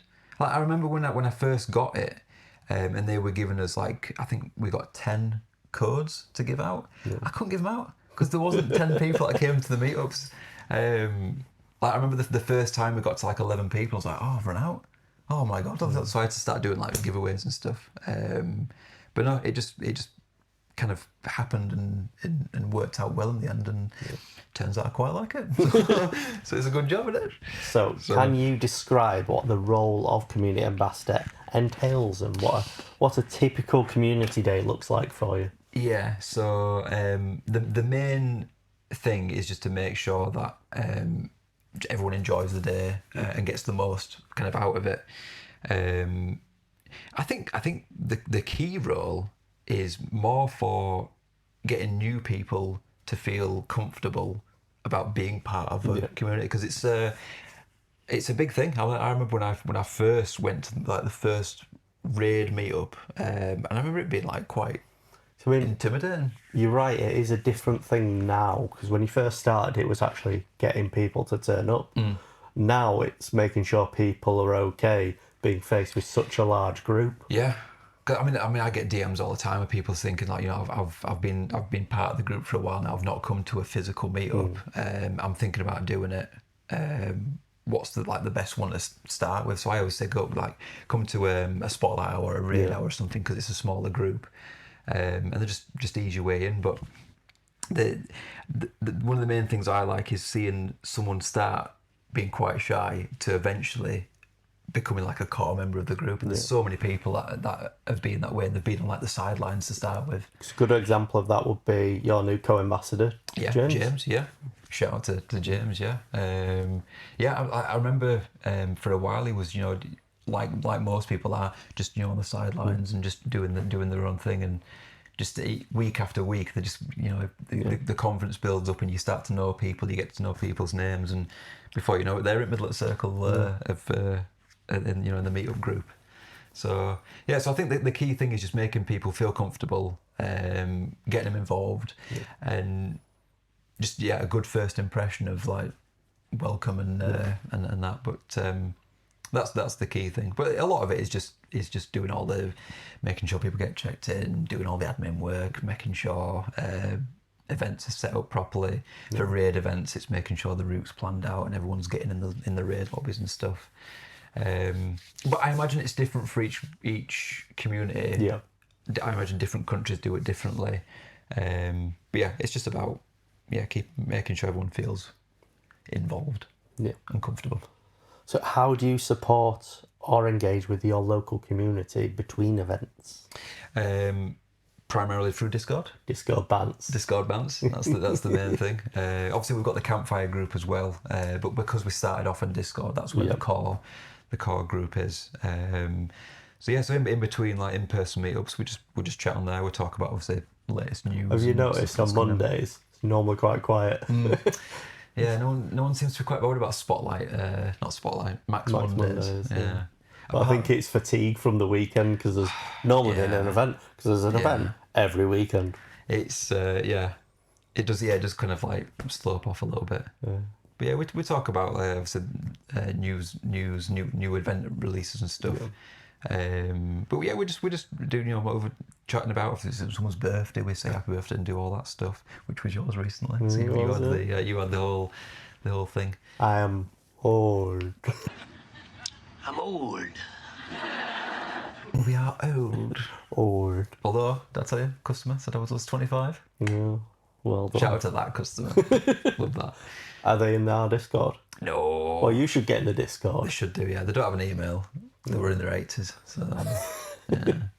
kind of makes the 25 feel a bit shallow. So. In the group, we have a massive age range, don't we? We do, yeah. It's from the lowest you possibly allowed to legally enter the Discord. 13, but there's loads of kids like in group. I think the youngest attached to parents. Yeah. Oh yeah, of course. Yeah, you got to, if you're under 13, got to bring a parent or a legal guardian.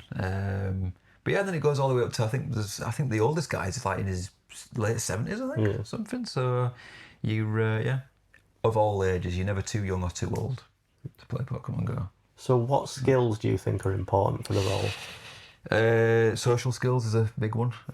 Communication skills. The one thing that I think you need to learn is not being embarrassed or shy to walk up to a complete stranger and say, "Hey, are you playing Pokemon Go?" And there is a 25% chance that they're going to go, "What are you talking about?" It's got to the point now where I just laugh it off when I do it now. But I always joke about the person who's just on Google Maps trying to find Greg's. And then there's me coming up to you going, "Oh yeah, do you want a code card?" But for the most part, most people, you can tell that are playing it. And you get the odd person that's a bit like, "Whoa, who are you?" But for the most part, they're like, "Oh yeah, let's chat." So communication is one. Skills. I guess just being invested in the game is the thing. If you don't care about it, it's just not gonna work. So yeah, investment in the game, social and communication skills. So what do you think the community ambassador program has brought to the group? Like, how's it helped it evolve? I think the key thing is it makes it feel a bit more official. Yeah. So it feels like you're part of a bigger thing. So that's the one thing. Obviously, I guess getting that the merch and stuff is nice. It's a bonus. If it stopped, I don't think it'd be a problem. But it's just nice to be able to kind of give back to it. So that's a nice thing. I guess just being part of a big group of other ambassadors.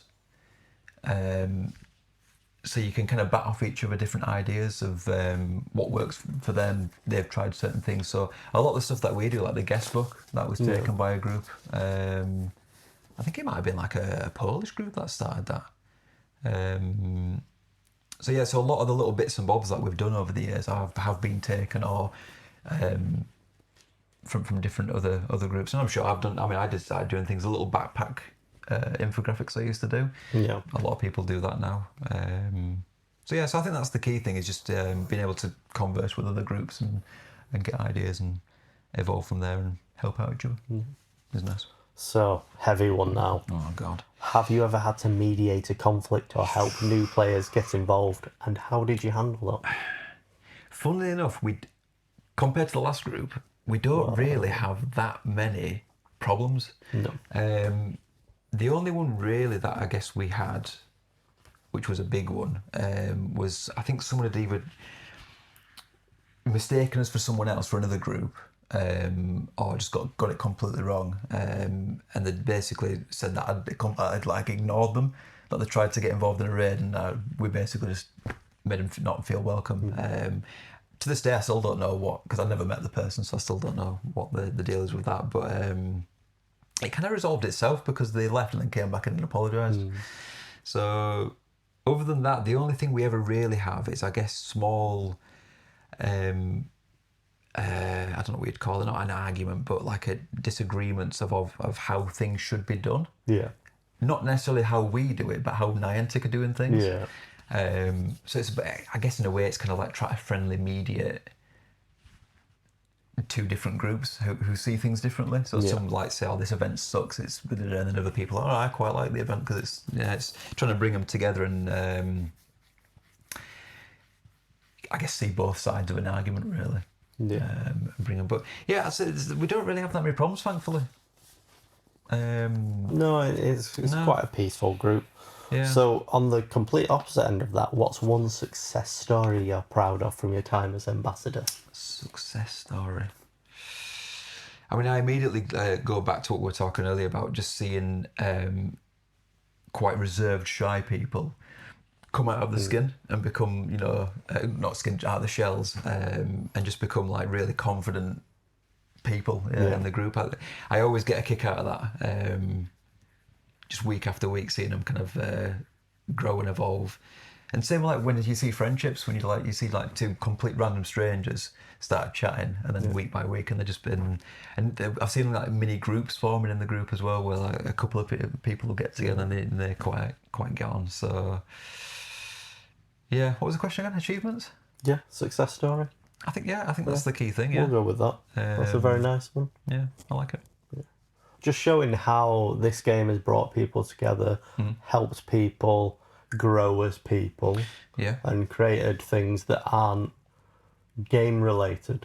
A wonderful byproduct of this game that's catching invisible monsters with make believe Pokemon. It's taken some big real world stuff from something quite silly, really, when you think about it. So I mean, hell, this podcast probably wouldn't exist if it weren't for Pokemon Go, because that's how we met. So yeah, I like that. So how do you communicate with Pokemon Go? I'm saying Pokemon Go because no idea what to call them at the moment. What, Niantic? Yeah, Niantic Scopely. We'll just call it Pokemon Go for now. It's primarily through their Discord.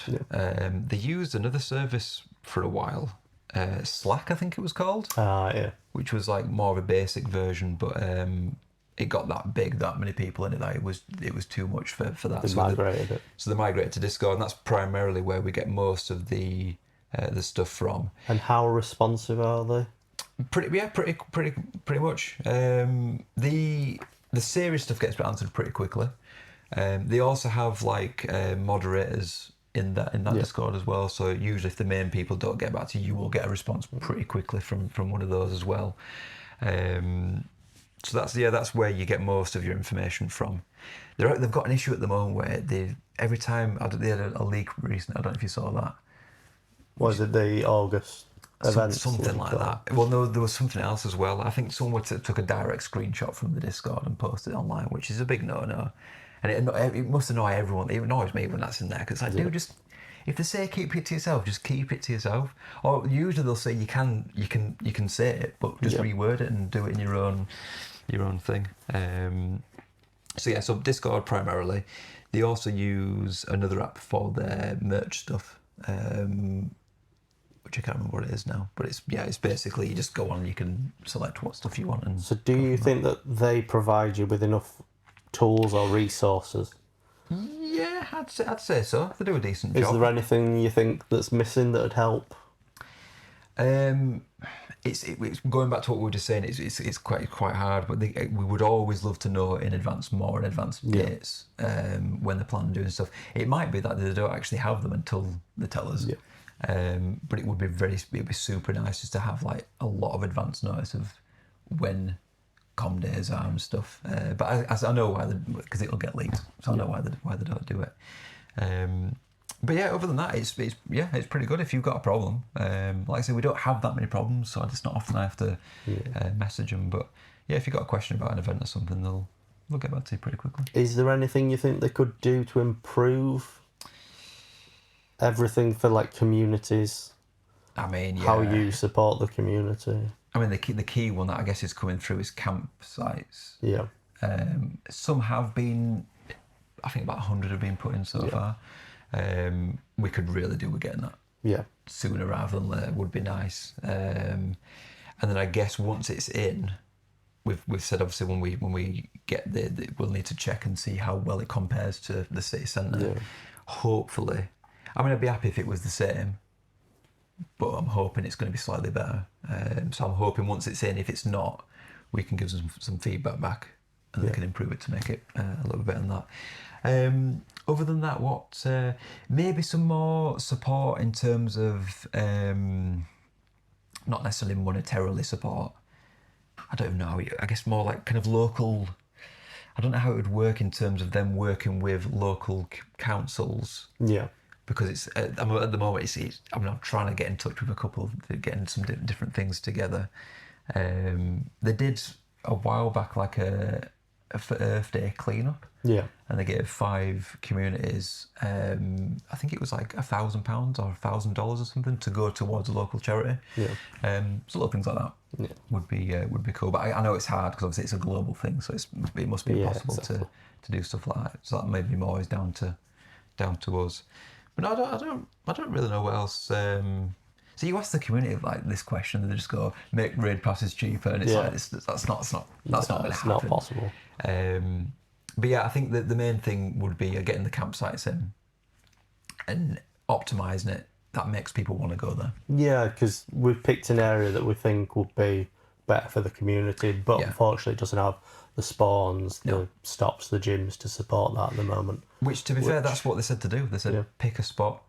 That's the most optimal place to play in terms of the area, not necessarily what's in the game currently. So, yeah. So we'll see how we get on with that. Do you feel that they do enough to recognise the efforts of community ambassadors? Yeah.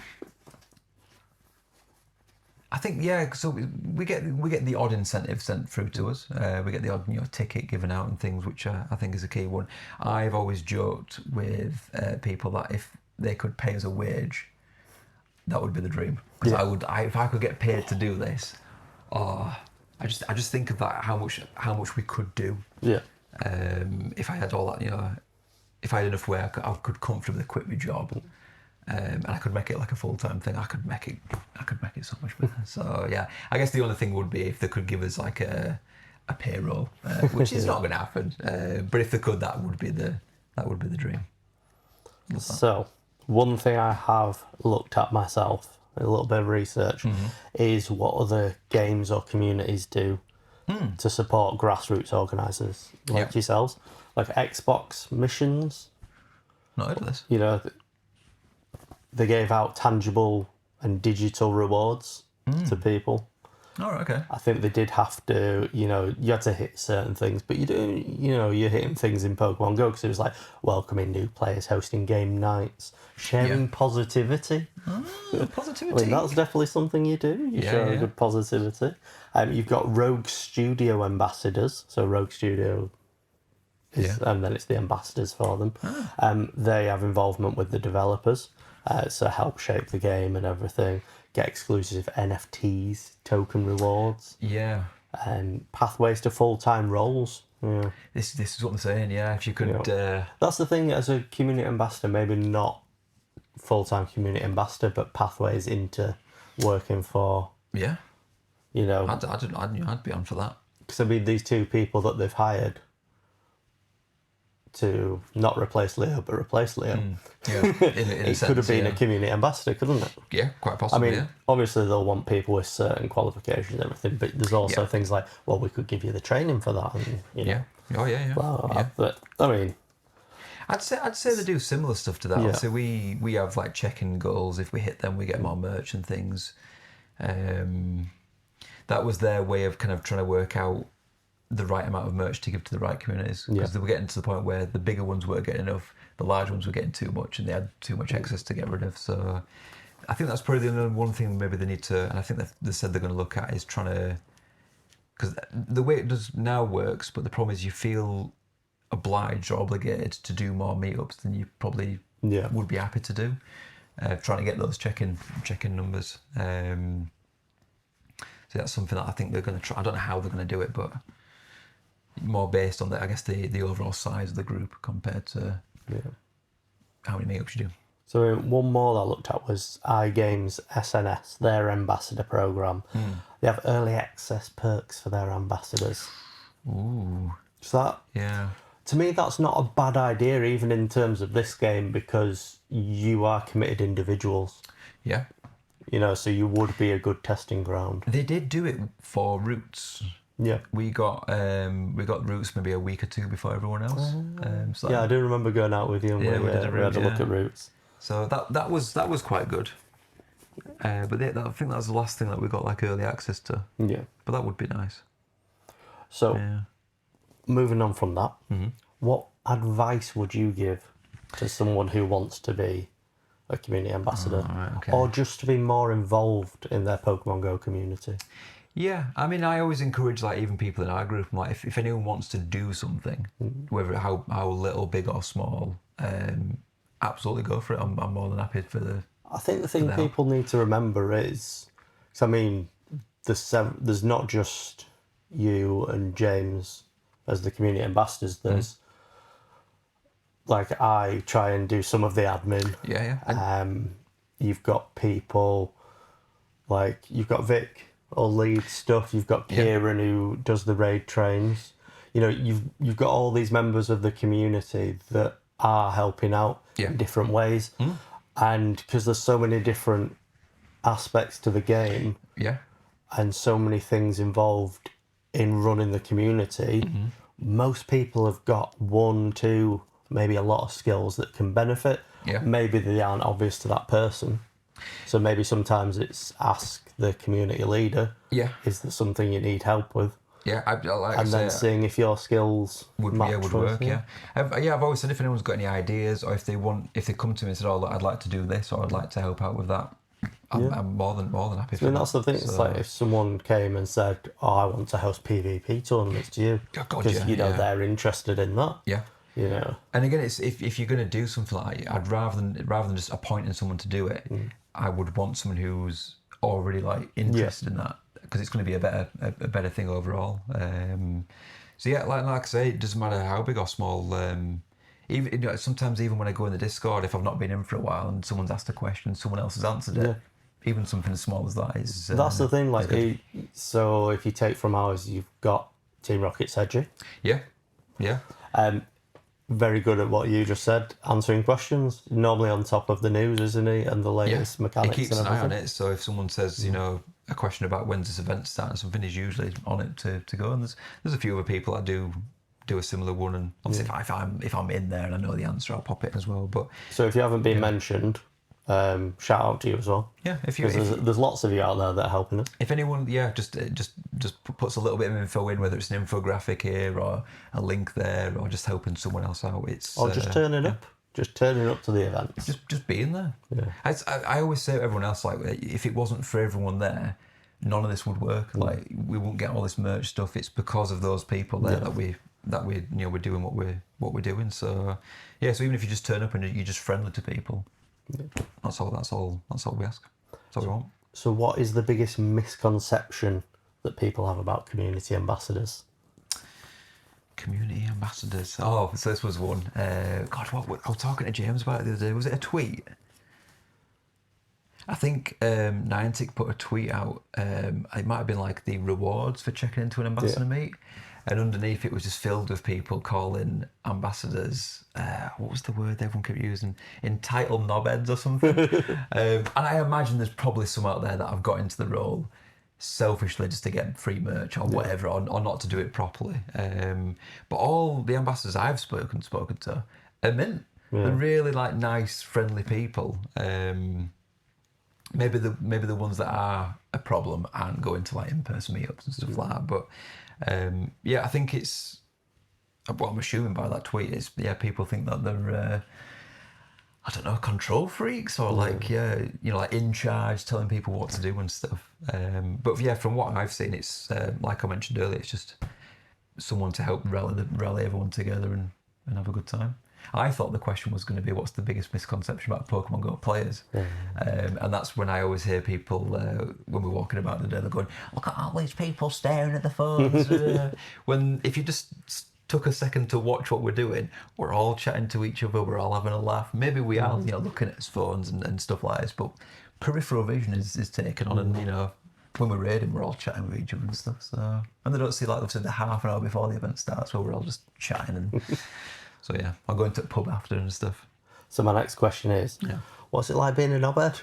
It's great. I love it. I absolutely love it. Yeah, I keep all the merch to myself, and I did work out the other day though. The last package we sent was worth a mint. Yeah. Someone went on eBay and they're like, "Do you know these badges are selling for like 50 quid each?" And I looked at the box. I was like, "It's like thousands of pounds worth in here." Well, it wasn't worth my ambassadorship. I'd rather everyone have one each, but it was getting to the point where I was like, there's a good decent amount of money in this box. But yeah, but no, So- I didn't sell them. I gave them out. I do have a serious question now. Yeah. How is it working with other ambassadors, bringing communities together from different parts of the country, and the challenges involved with that, but also the payoff? This isn't something we've done that much. Obviously, we've always done the CDL, which I guess is like a competition between of other ones, but it's kind of, I guess you don't come together that much about it. But recent years, when we've started going to Go Fests, I do try and make an effort to talk to other ambassadors. When you went to Devon as well, you met up with the ambassador groups there. That was kind of when it really started, because I thought I'm going to go to like the local big one and then a local small one that I'd just joined on. And it was nice to go to both, because when I went to the smaller one that I'd just got on, they were fresh and new to it. So it was nice to give them advice and tell them what's going to happen next and all this stuff. And then when we went to the bigger one, which was kind of similar size to our group, it was like I mentioned, it's just nice to see how they do things. Yeah. The biggest one was when I went to the guys who run the CDL, Stockport and Withenshaw. Yeah. Which Go Fest was it now? 2023? 2022? One of the two. But they were the first group I'd ever gone to as an ambassador. It was really early days on. And to be fair, even when I did that, I was like, this is quite nerve-wracking. This is like a full community that I'd never met before. But they made me feel right at home. They all signed their own flag and gave it to me and stuff. It was really nice. So that was the start of it. I mean, we all get together when we go to the European Go Fest, don't we? Which we'll talk about later. We'll talk about this year's. Yeah. So I'm in talks at the moment with setting up a CDL just between us and Newton Abbot. Yeah. So little things like that will be nice. So we spoke on the train with them when we were down in Paris about trying to set up some kind of like a UK meet for all the ambassadors, and it's a logistical nightmare really. Because you think if you're going to get all the ambassadors together, do you invite some of the community members as well, or do you just keep it to the ambassadors? So that's one thing. Should Niantic be helping more? Because it would be beneficial getting the communities intermingling. Yeah, I guess similar to maybe Go Fest, it might be nice to do. Well, I guess they do country events sort of with the city safaris and stuff. Yeah. So whether it comes down to them doing it, I guess maybe they could hold ambassador, like, not seminars, but like meetups in different countries that they can all go. Kind of like they do with the Pokemon professors. It's not one thing I particularly know about, but I'm pretty sure Adelion, and does Dom go to them as well? Is this for the? Because I don't think it's not Pokemon Go. I think it's just general Pokemon. Is it not for Worlds? It might be, maybe. I don't know. I think it's for tournaments. I think it's Worlds and then but stuff like that. That is, it's a similar kind of. Yeah. They are getting a lot of people to meet up. Yeah. We do need to sort something. I think it'd be nice to. Because I feel like we go to the after party. Maybe if there was a more official one. Not that I've got anything against your party, Adelion. Parties are meant, they are good. Yeah. But yeah, maybe like I think the problem is, and I think Adelia mentioned this, it's something to do with. Well, I guess it doesn't necessarily have to be like at a pub. Yeah. But a social meet. Because it's hard to tell someone stop playing Go Fest and talk to people. Yeah, it's something. I mean, I struggle with. Like, there's in the back of your head, you're constantly thinking, I'm missing out on spawns. I could be getting a shine. I could be in a raid and something. So you're kind of not as present as you could be. And I find as soon as the event ends, because that must be how you feel as an ambassador doing your ambassadorial role. You've had to get used to dedicating your time to the community instead of playing the game. Yeah, there is an element of sacrificing a bit of your gameplay to it. I mean, even today when we're doing DMAX Latias, I missed one of them because I was handing code cards out to people, and someone was like, "You're not getting this one." I'm like, "I can't. I've got to run out of hands." So Yeah. But this is I think that, going back to my earlier question, one of the misconceptions is, you know, people don't realise what community ambassadors are doing for them. There's a bit of that, yeah, I guess. Because, you're missing out on a raid, you know, you're not getting to be as hardcore as maybe as you want to be.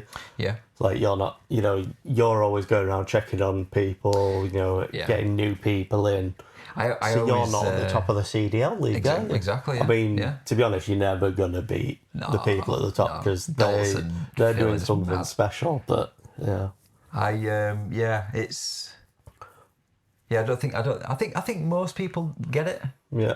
And no, because I get comments all the time saying thanks and stuff. I think we have a wonderful community that they do appreciate everything. Because are you going to show everyone what someone did actually give you? Yeah. So you know, the community appreciates you as well. At GoFest, Evan and his crew kindly made me a crabby Pokeball, which is being on the Krabby Shrine. So you do feel the love, don't you? I do, yeah. I really, when they gave me that, I was like, when anyone gives me something, I'm like, proper like, oh, thanks. Like, even Possum Steve, Vicky made that for me. Yeah. Didn't even ask for it, just kind of just turned up one day, so, yeah. I always appreciate it. I've had lots of bits and bobs. It's like going back to what you were saying about people putting comments about community ambassadors. You can't always be there. You know, you've got a life to live as well. Unfortunately, you can't be just playing this game. You can't be at every event so that people can get the free stuff, which is unfortunate, which is good that they brought in co-ambassadors so that you can have more support. That's a key thing, yeah. But I think it needs to be from both ends. Niantic have helped, and the community also has to understand, but it's also about your communication to the community. Yeah. Isn't it? It's just saying like, yeah, sorry, we can't be there kind of thing. Like, I'm there a load of the time.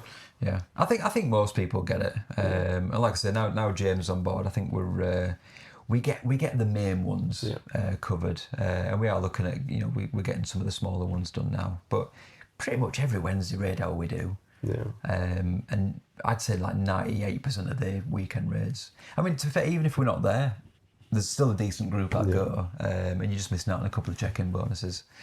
So maybe they could, I guess, see about doing some kind of a perk if you still go into a group meetup that isn't held by an ambassador. Maybe there could still be somewhat of a reward, because you're still meeting up as a community, just because one person. And it's probably been set up by someone on Campfire who is an ambassador. In the first place, so we're still bringing everyone together and doing it maybe just a bit more remotely. I mean, they do need to realise that you as community ambassadors are doing what could actually just be a paid role in other situations. Yeah. I mean, you know, saving them time, money in support stuff. I mean, you got to think about how many people that we're bringing together that probably wouldn't have spent as much if it wasn't. Might not still be playing the game. Yeah, they could have quit altogether. I mean, like I was saying earlier, I nearly quit because there was no one around me that was playing. But you think about like raids and stuff. When you're on your own, you tend to just do a couple. Whereas when there's 40 people, like, we're going to the next one, it's like, all right, I'll go to the next one, I'll do another one. So, yeah, I mean, I don't know if they have the numbers on, I guess, how much each community is bringing in. But they must know an approximate, if 100 people check into a meetup, what that's going to kind of, I guess, bring for them. So, yeah. I just thought as well, when we were talking about things they could implement, more customisable stuff for the groups. I know it's tricky, but like really early on, they made us all change our logos to not copyrighted stuff. And I thought the intention was then to put that in the game because they don't have to worry about copyright and stuff. So like seeing our logo on the stop would be mint. Yeah, instead of just community ambassador. Yeah, just something more. I know it's tricky because they've got quite a lot of communities now on, but. Yeah, no, I want a Pikachu with an Outlaws t-shirt. It'd be so good. It'd be so good. I'd love that. But it would be cool. So anyway, a lot of heavy questions there, so we're going to end with a little bit more fun. With a light one. So if you could create your own community day, which Pokemon would it feature and why? Now, most people are going to think I'm going to say Krabby, and I would love a Krabby community day. That would be mint. I would appreciate that. I always joke about it would be nice to have a costume day where every costume that they've ever had gets released And you just have 3 hours just catching all the costumes. Because you want all of them shiny. And I do, yeah. I'm missing quite a lot of them, yeah. Yes. But let's be honest. So, grab your moment. For the next one, grab your phone. My phone. Open up the Pokemon app. Yeah. And tell me how many kilometres you've walked in the game so far. Ooh, do you know what? I actually hit a milestone. Oh, Joanne's just messaged me. She's got a shiny scatterbug. Oh, very nice. Oh, that's nice. Congrats, Joanne. The woman up there. Well done. She's not in heaven. She's upstairs. So I hit a milestone of 13,000. I'm currently at 13,172. Very nice. Kilometres. So, any funny or unexpected stories from community events? Oh, there's loads. There's tons. Just one. First one in your head. The first one that always comes to is we were walking through the main city centre down Trinity Walk, and some dude came running out of the... What was the sports store? Sports Direct. No. JD. With the display shoe on top of the box, you know, the top one that they have. Just walked out with it. We thought nothing of it. That's a bit weird. Maybe he's stealing it. And his mate came running down the road. You got to bring it back. They're calling police. So he came back up with this box and he was like really upset. He was like, I'm really sorry. Gave it back. And then we were all just like, there was a group of just raid and we were just like watching this like go on. Mad. So yeah, the stolen shoe fiasco was good. Right. And last one, if you could give a shout out to your community in one sentence, what would it be? A shout out to the community? Yeah, to the community. To our community? One sentence, direct to the camera. What would it be? What would I say to everyone? I mean, I repeat my same thing over and over again, but it's just a pure thank you. Is that good enough? No, what I really wanted was community. It's technically part of the old one. We are a community. I know, community's there forever. What I've said we need to do at the moment is we need to set up I don't know if you saw a law channel. Yeah. I think we're just going to go with outlaw. Where we just, I don't know if I make it open to everyone or if I just make it a read only, but people can maybe submit stories to it, and we just get kind of like a catalogue of just like the history of. Might be it has to be read only, because otherwise every week Owen just put that time Adam did. Do you remember that time Adam did that thing? Funny, wasn't it? Yeah. It was funny. It wasn't funny. I was fuming about it at the time. I was not happy about it. Broken. Yeah. And it doesn't matter. One of 2 times you were broken in Paris. Yeah, we'll get onto that. Yeah. Do we have to sit for half an hour while that plays now? I can't remember how long that interview was. I feel like it was quite a good one. I enjoyed it. Yeah. It was a good interview. It was good. Well, should we have another beer? Crack a beer, mate, if you think we've got time. Why not? Yeah. Well, it depends. We talk too much. We talk way too much. Cheers. Every time I do it, I'm worried that I'm not going to be able to do it, and then Rob's going to be like, I fucking told you. I told you it's hard. Look, right. So I didn't get the best buddy before. This is actually going to be the best buddy live on air. Best buddage. I find the thing doesn't always work. You know, the notification for it. Sometimes I get it, sometimes I don't. This is riveting footage, isn't it?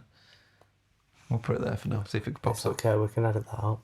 But yeah. Link. Yeah. So one of the things that you've used to build up the community, as we've just been discussing, is a meme channel in our Discord, which brings us to Meme of the Week.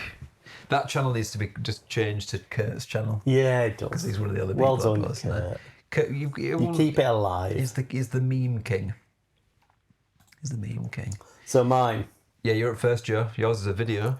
Yes, it might be the state of the world, but I'm now getting NATO reels. Oh, interesting. Yeah, so we've got how to fly through NATO airspace undetected. I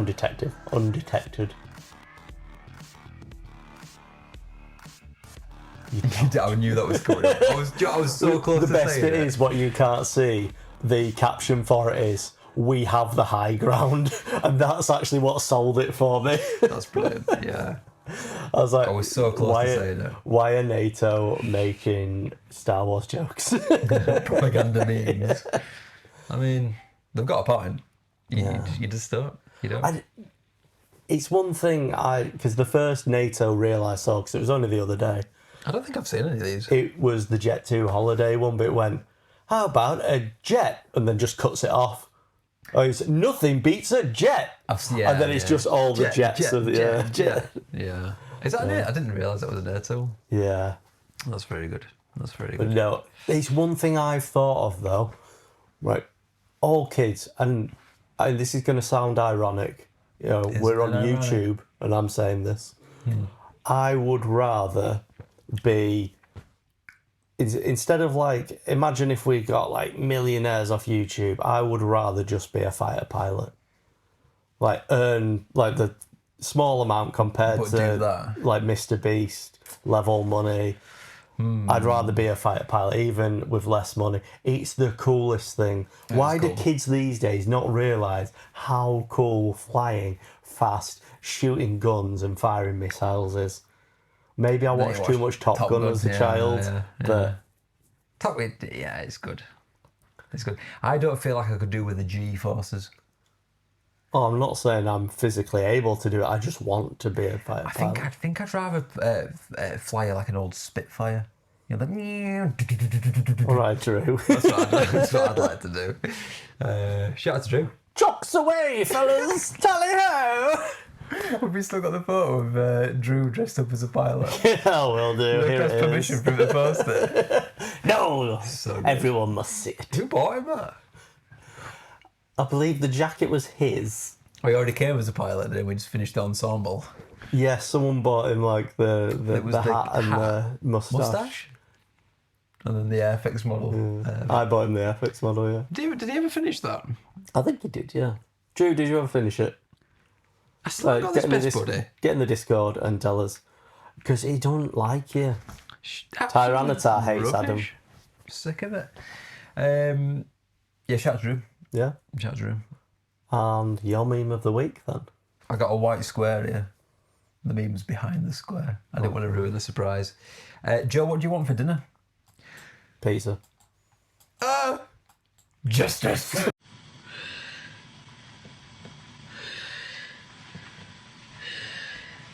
Max, what do you want for dinner? Justice.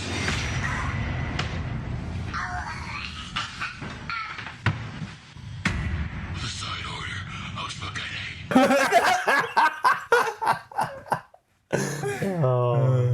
I was going to put the video in, but I just feel like that did enough. Not enough. Justice.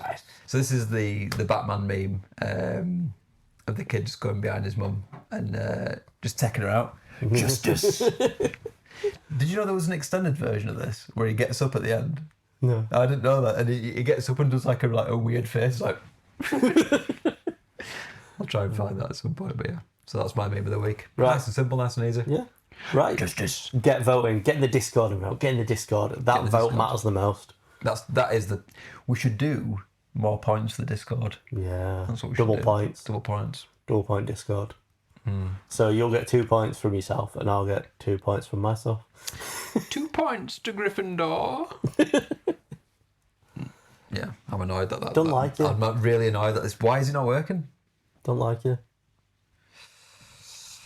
Whatever. Tyranitar, whatever. Right? Takeaway reigns. Yeah. Takeaway reigns. So what we did this week is we went to Pizza. Opened in Wakefield not too long ago, but I've been going to the one in Beeston for a while, so I obviously am a fan. Is Pizza an American company? No. I feel like I've seen it featured when on... you search it, it brings up American versions. Dave Portnoy's been there. Yeah.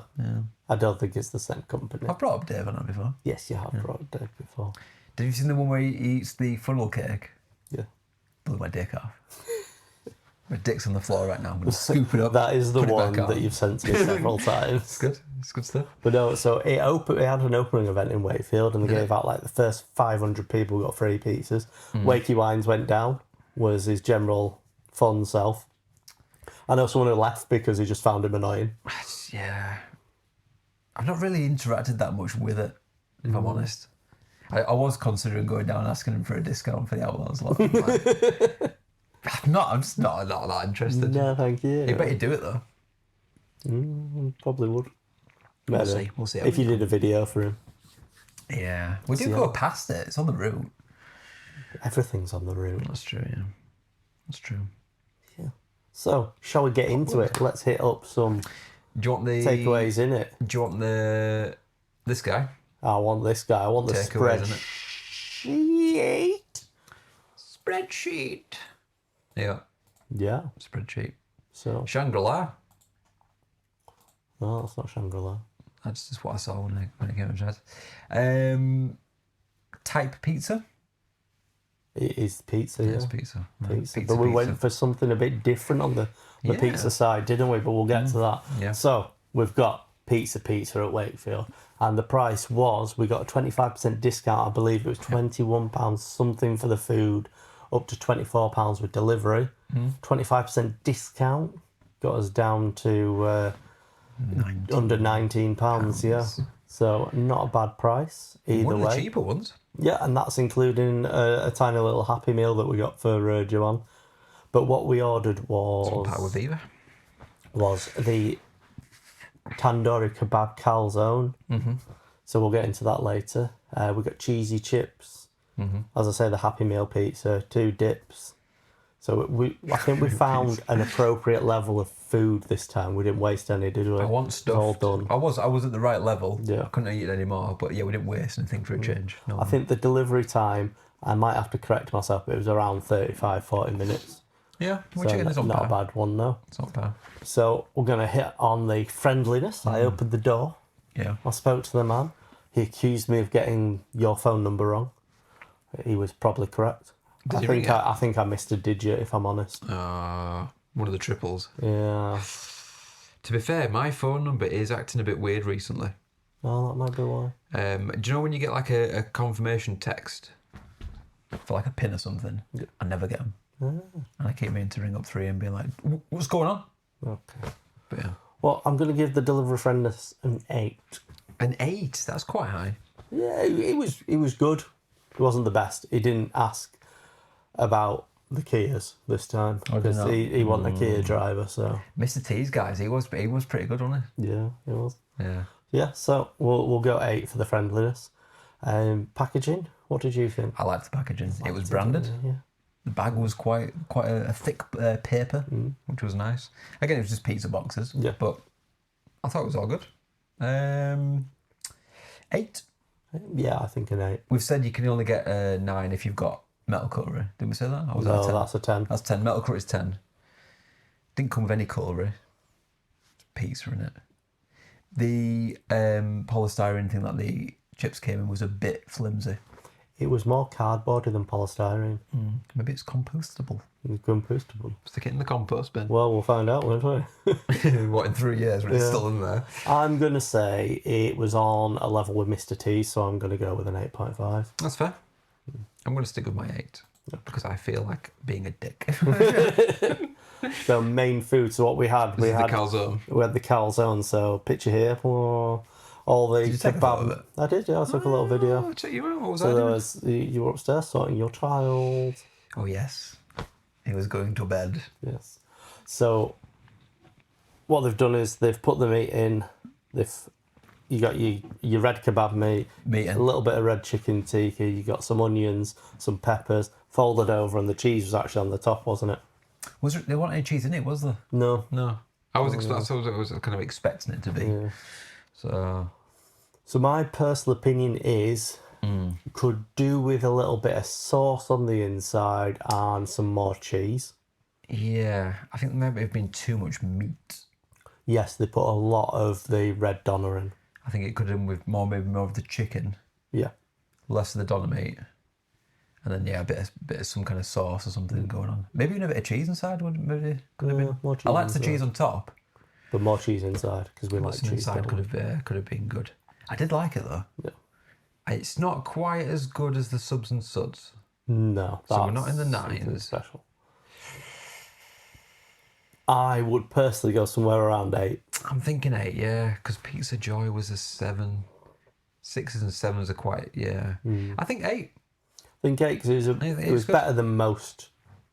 Yeah. It is very good. The fact that we said this is nice. Yeah. Like normally I go with the pizza, but I thought I wanted to introduce you to that because that's something special, a bit unique to the place itself. I think if it was just the actual pizza, I'd maybe even bump it up to an 8.5 because I do like that better. But we've done the calzone, so that's going to be an 8. Yeah, I think 8, yeah. Yeah, it is quite nice. We can always go back in and try the pizza version. Exactly. Should we class Joanne's Happy Meal as the side? No, the cheesy chips was the side. Cheesy chips, yes. Yeah, they're all right.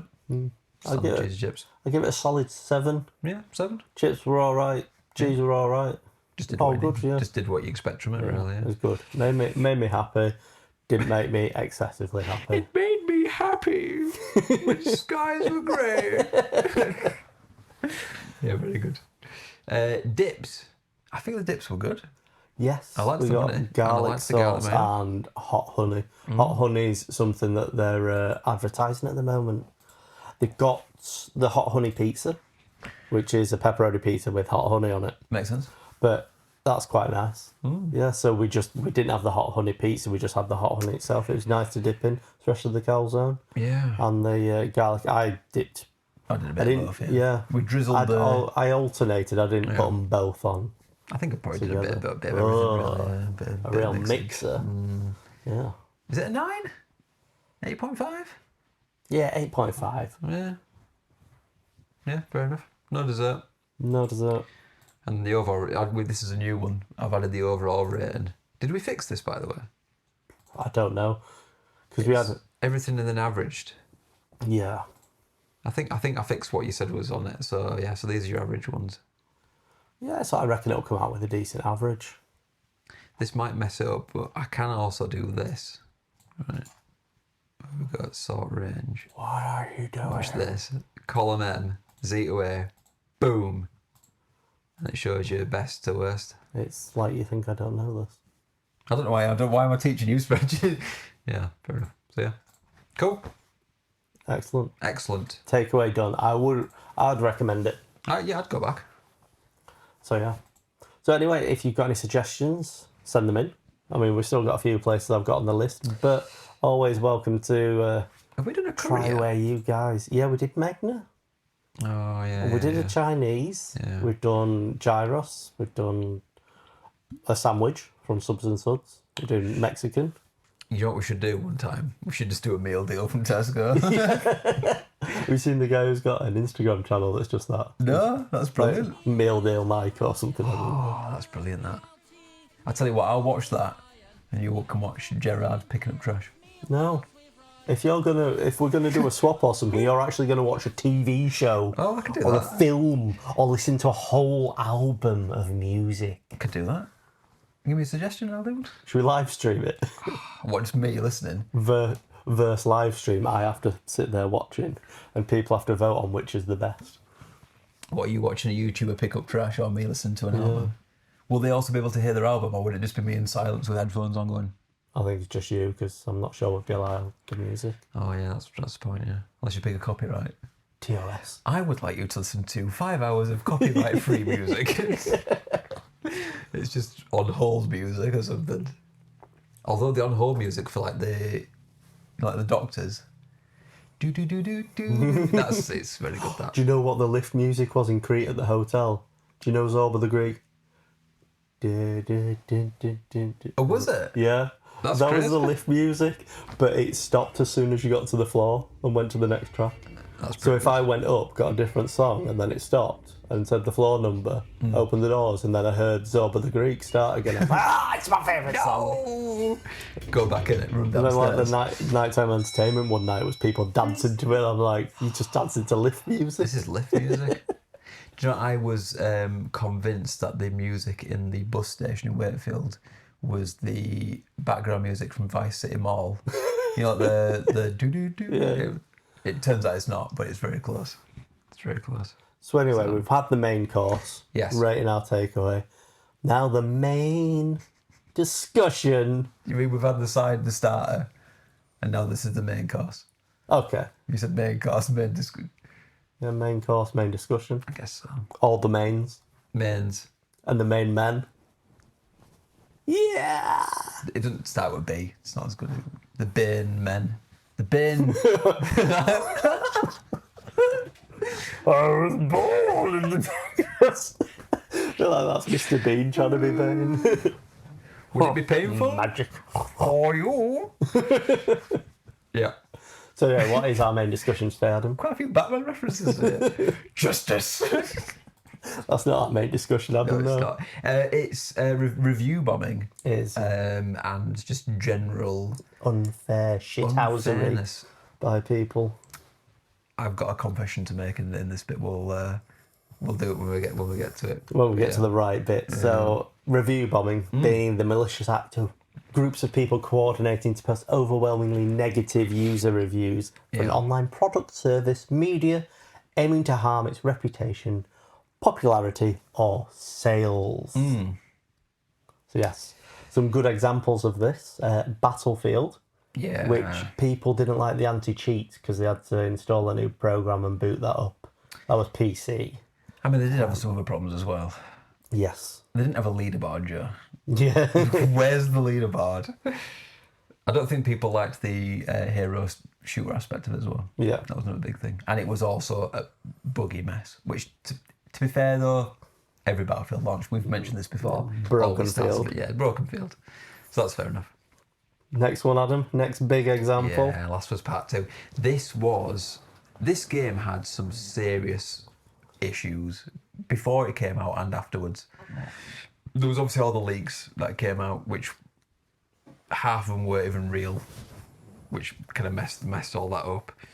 And then it got review bombed. Now, this is where it gets a bit interesting because I also did go out of my way to review this game, and I gave it the lowest score that I could. Now, this is where it differs for me because I feel like it was warranted because I waited until I'd played the game all the way through, made my judgment on it, and then gave the it. Whereas I feel like most review bombs, people haven't even played the game. Right, so I'm going to stop you here because you're going to bring too much into it that we're going to discuss throughout. Yeah. So it was game and the TV's also been affected by this. Yeah.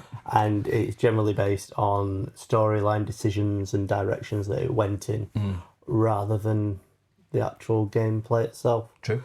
Another one, Cyberpunk, which was just one of those buggy, terrible launches. That was really bad though, wasn't it? Mass Effect 3, the ending. Yeah, people hated that, didn't they? Yeah. Bethesda games, they were review bombed for paid mods. Yeah, I remember that, yeah. Which they reversed. Was that on console? Or did they try and do it on PC as well? I think it was PC. Because it was always free, wasn't it? Yeah. I think it's because they always had the mods and then they tried to bring in paid mods. They got rid of them. But then they've also since... Because that was Skyrim. I think Fallout 4 fell foul of it because they brought in a program which would allow paid mods. I don't think it happened. But you were thinking about it, yeah. Have they not learned from the horse armour, Joe? No. We brought this up in a previous episode. Yeah. Bethesda. Overwatch 2. Missing content. Yeah. Microtransactions. But a big one was the toxic culture of the developer. A lot of sexism at, who is it, Blizzard? Blizzard, yeah. They've had some real bad raps recently. Of all sorts of stuff. To be fair, I'm seeing quite a lot of stuff in the game developer thing of just like really toxic like cultures and things coming out of it. People getting fired for certain things. I imagine it probably happens quite often because I imagine there's like bubbles of studios, and I imagine over time everyone kind of gets this own thing of that. This is what we believe in, and it I guess it kind of like makes it worse and times multiplies it. But one thing I noticed today with the new Pokemon game coming out, they've already announced DLC and the game's not even out yet. This has happened before with other games where, and I'm like... So I'm feeling this might be a problem coming. Yeah. For Game Freak and Nintendo and the Pokemon Company. I can't remember which other game did it, but there was another one where it launched with DLC, and they were like, just put it in the game. Yeah. What do you mean? Like, I guess it's a bit different now, but like when things were still coming out on discs, they were like, the content's on the disc, but you have to pay to get it off. I'm like, insane. It's insane. I get it if it's like afterwards, where maybe they've gone, well, we've got all this stuff already made, the map's made, let's just use that to make some more content. Fair enough. But if it's there from launch, I mean, come on. Sort it out, Nintendo. I think one of the things we're going to be looking at is, has the internet made reviews more truthful, or has it actually made it more toxic? Are we talking about that bit now? Yeah, we're going to move on to... I think it, in two ways it is and it isn't. If that makes sense. Go on then. So... I think it is more truthful because there's more places for people to get out like their own stories, whereas before it was you had to be in like an IGN to get your point across. Yeah. But I also think because it's so easy, a lot of people are just getting on the bandwagon a little bit. Yeah, it has brought democracy to reviewing, but that always comes with good and bad sides. Yeah. So I mean, one thing you've got to think of is should everyone's opinion carry equal weight? Going back to what I mentioned earlier, I think if you've played through the game and you've played through it all the way to the end and you've experienced that entire game, I think that your opinion matters. Whereas I feel like if someone comes in... Do you think you're adequately able to explain why you don't like something, though? Me personally, yes. Perhaps other people, maybe not. Will you wear wigs? Wear wigs? When will you wear wigs? Say if it's The Last of Us 2, was your review about the story? So my review was... Because I always say like the gameplay is spot on. How can it be such a low score then? So this is what I'm saying. You've taken... You're admitting gameplay is fine. I said Phoenix... I gave Phoenix Rising a 5 out of 10. Yeah. When I mentioned it earlier. I said everything was fine, middle. I could have said, I only wanted to play 2 hours of it. Shit. Yeah, you see what I mean? It is tricky, isn't it? If you've got elements that are good, I don't think you can score it low, because then you're only scoring it on one aspect of the game. Do you know what and I if think you're the not explaining to people that you just hate one aspect and that's completely ruined it. Yeah. And I'm not saying that you did that, but I'm saying people do that. They get caught up in the emotion and they forget to... Actually, explain the rest of it, yeah. I think in the review that I did actually put in gameplay's awesome, graphics were amazing, all of that stuff. It was literally just down to the story for me. I think the big problem is putting a number to it. Yeah. Colin from Sacred Symbols has always said the number is absolutely pointless. I don't know why. Some people do it out of 100, some do it out of 5, some do it out of 10. I think the numbering, and even though we do numbers for takeaway things, is a bit... It's pointless. But we score each individual bit, whereas if you give it an overall score... Yeah, true. Like, say you gave it a 1 or whatever the lowest was. Yeah. If you'd scored every bit individually, it would have averaged out higher than the overall score that you gave it. That is true, yeah. Do you know, I think for me it was... I felt like I was being not ignored, but I remember I actually sent an email to Naughty Dog, and it was a long email. that just, it wasn't just like this is shit. It was like going through and explaining, being like, I understand this is what you wanted to do, but I was just kind of a bit like, this is how I see it, and this is what I would have wanted and preferred, and I just wanted to get something back that was like, why did you do it this way? Like, what was the point of it? And I never got anything back. And that was kind of my way of just being like, yeah. Would you play a Last of Us 3? No. This is how much it stung me. I was like, I'm just done with it. Yeah. Because in my head, part 2 doesn't exist. I've like erased it because. And I think in an interview, I'm pretty sure even Neil was just like, "Oh no, there doesn't need to be a part 2. This was the story, and that was it." So in my head, I'm just like, "Yeah, 2 didn't exist." Didn't watch the TV show because I know the story. And I'm like, I'm not interested. And yeah, maybe I would play part 3 if it was a prequel. If it was before or like in between, I'd play that. Or if it was something completely different, nothing to do with the storyline, set in the universe, not connected to. Then I'd probably do. But if it's anything to do with part 2, I'm not interested at all. At all. So a lot of people saying the time between the beginning of part 1 and then seeing the whole thing of Tommy and Joel, that kind of time between, and how they survived and all that could be an interesting thing to look at. But I don't think they'll ever do that. I think they're too busy looking forward out into what's going on.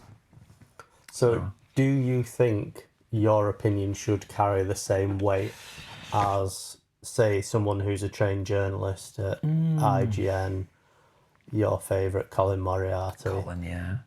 I feel like I don't know. Because when you've got everyone on the internet, the sheer volume of feedback isn't right. And also, do you not find that the people that want to review things generally have a complaint? I would say it's probably a 10 to 1. It's the vocal minority. One person.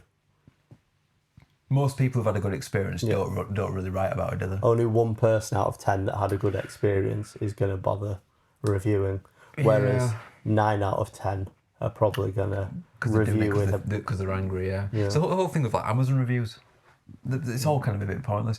The way I normally see journalists and reviewers is getting people who you kind of get to know them. So if I went on a website and I looked at a review or whatever, and I looked at the bottom and I didn't recognise the whoever it was that had written it, I don't think that carries the weight. So like if say for example Colin or Chris or Dustin or from someone who I've watched for years, who I know what they like. So if they recommend something, can be like, oh, we're on the same page. So I know that I'll probably also like that. See, for me, I think the same. But if it's a name I don't recognise, I'd pull up what else they've written. Yeah. And I'd have a look at what else they've written and what they like. Because I feel the best thing to do if you want a proper opinion is you do need to find someone who knows what they're talking about. Yeah. But you want someone that likes the same things as you. Because just because they like the same things doesn't mean they're just going to go, oh yeah, well, they're not going to like every Last of Us game or anything. But, you know, there's no point me looking at all the stuff from some guy who's reviewing, you know, first-person shooters. I don't play first-person shooters generally. It's true, yeah. Because their view on, like, a Fallout game will be, well, it's really slow and clunky. Yeah, because they're wanting Call of Duty, like fast-paced stuff, yeah. No, I think that's fair. I do think it comes down as well is Low battery, please charge. Yeah. Good times. Yeah. Are you ready? It was the best of times. Was the blurst of times? It was the best of times. It was the blurst of times. You stupid monkey. Stupid monkey. Right. I think what were we saying? I was saying scores are pretty pointless. Yeah.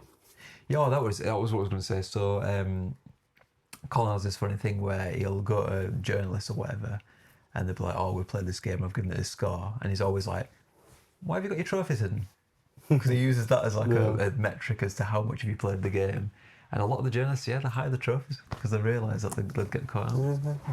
So, are you going to start your own website? Adam's 100% reviews.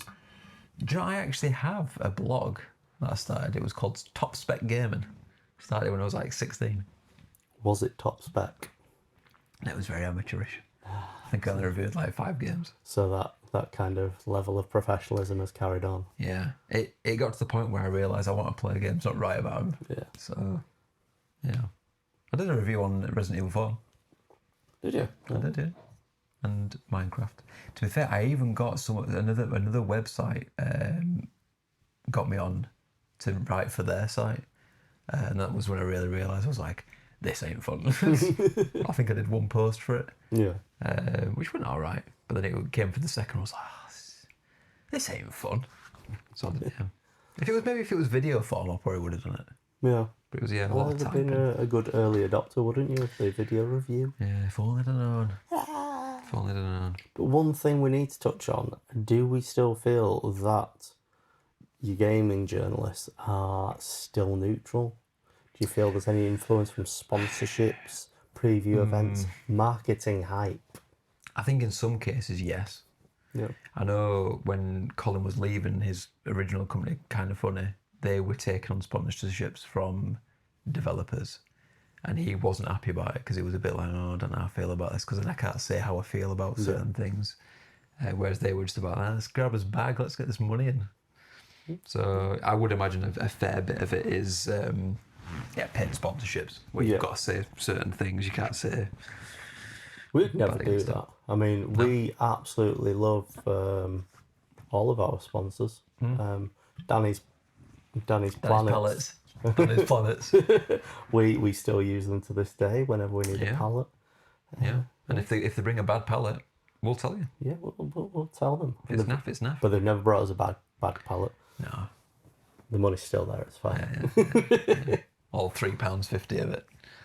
So, for that money. In light of this, what's your opinions on like the weight of professional reviews versus player reviews?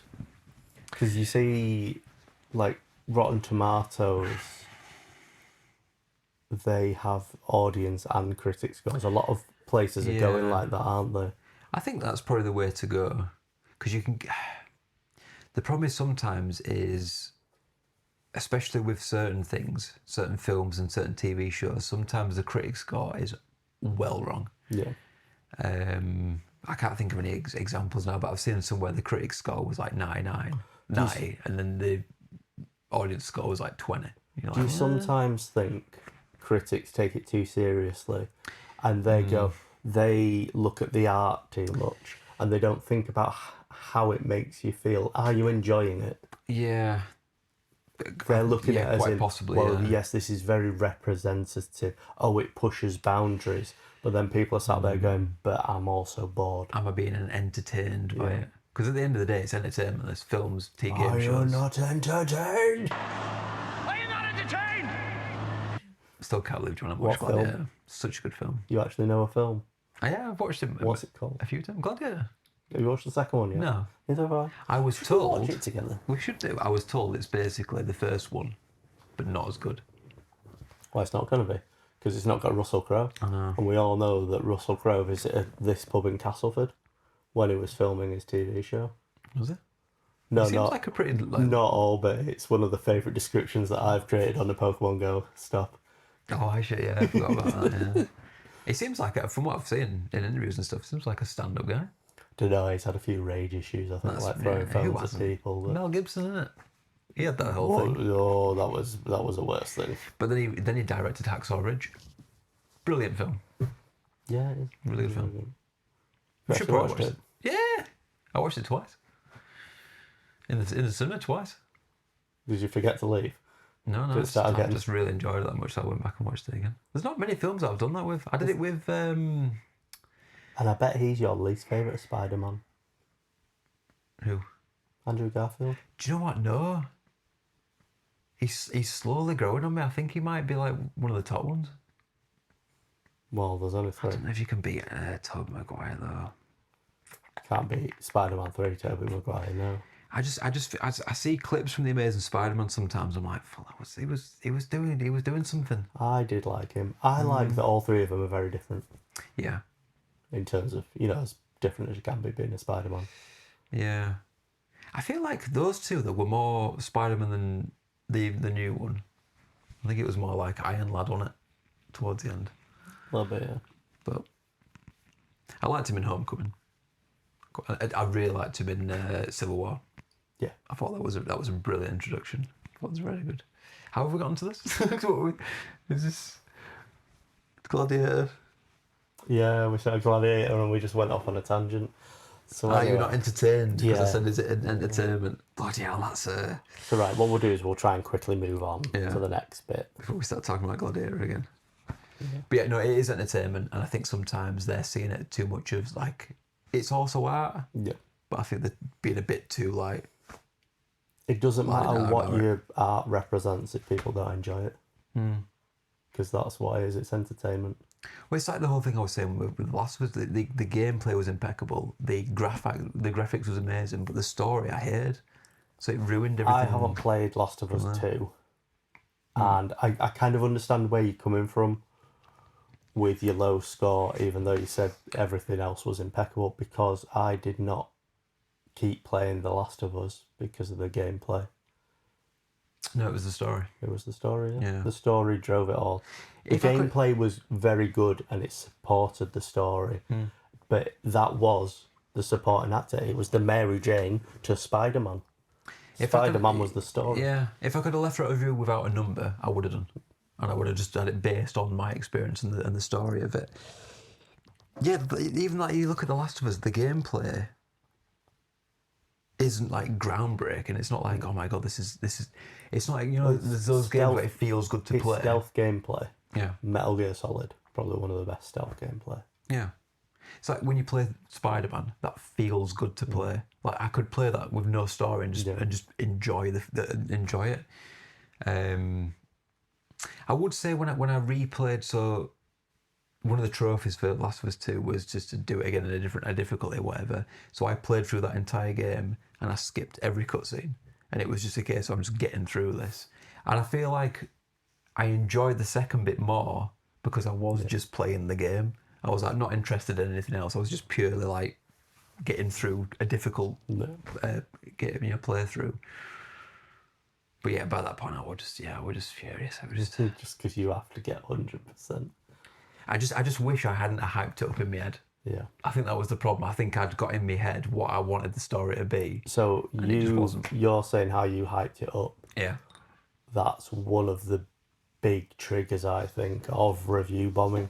That overhype, whether it's people doing it to themselves or sometimes the marketing that the developers are putting out, and the game just then doesn't.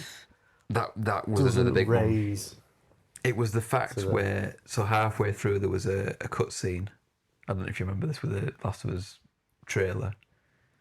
You could obviously tell she's halfway through her escapades or whatever's going on, and there's a scene where Joel grabs her, and you think, oh, she's being got by an enemy, and it turns out it's Joel.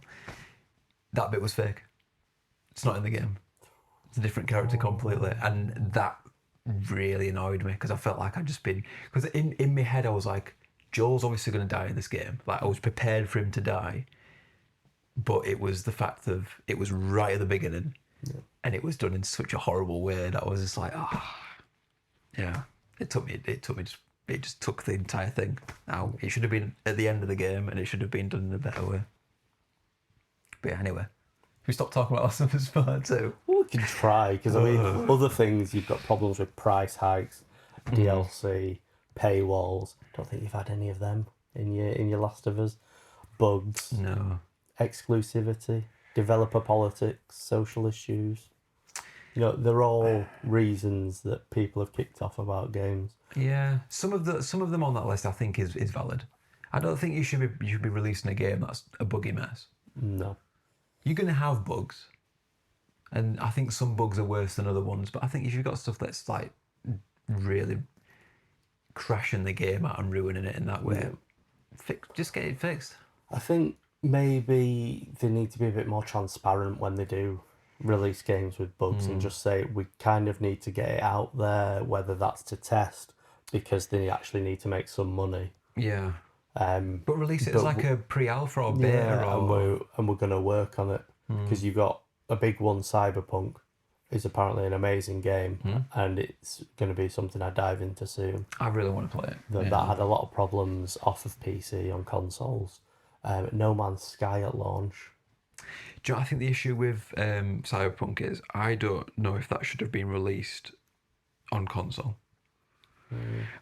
If it did, I don't think they should have been releasing it on PS4. Yeah. It should have been a next gen only, like PS5. And I think that was part of the problem, whereas it was designed primarily as a PC game and it was ported that way. And I don't think the console's going to hack it. Yeah, so I think developers a lot of the time are at fault. because a lot of those, what I just listed, price hikes, they can control them. If you look at, it's Hollow Knight Silksong, isn't it, that's come out? Yeah. And they've kept the price so low. They could have charged more and people would have bought it, but they've actually stuck to some ethics, some values that they have. Yeah. I think the price thing's an interesting one. What annoys me a lot as well is when the whole digital versus CD thing came about, and digital was always more expensive, and I'm like, this doesn't make sense. No. It should be cheaper. You're not having to print discs and distribute and put them in stores and stuff. It's just, when you look at like the PS3 store and you still look at PS3 games that are 60 quid, and you're like, what are you doing? These should be like pounds at this point. Like you look at the Steam store, that's brilliant for prices. And they do, deals and discounts. The amount of games I've picked up for £1 is unreal. The thing that consoles do have is, which PC still has as well, is your subscription services, which I do think are very good.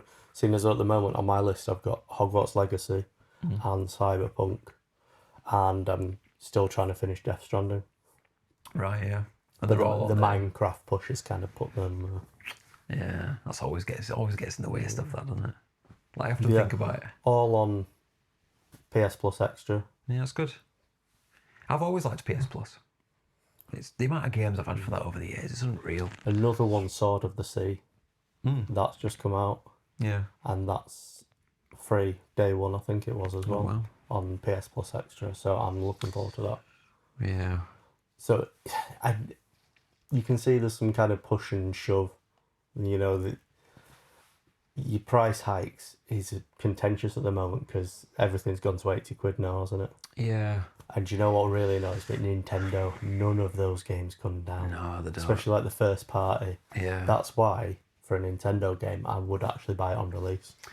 Well, I mean, there is an argument to say like why they keep it that way, and it's nice to know that if you do buy it at the beginning, you're not going to get you're not going to get a month down the line and think, oh, I could have bought this half price.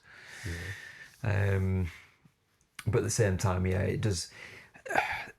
Colin's got this argument with the price hikes where he compares what games used to cost for like the Nintendo 64 games. If you put that up to today's scalings, they were more expensive than games are now. Yeah. And you think about how much money these games are to develop. I think the problem is, I think the prices should go by things like development times, development costs. If a game costs more time and effort and money to make, the price should be more. If it's lower, if it's a, I've heard people I think it should be less. Using that argument, suggesting that Grand Theft Auto 5 could be the first $100. Yeah, it wouldn't surprise me.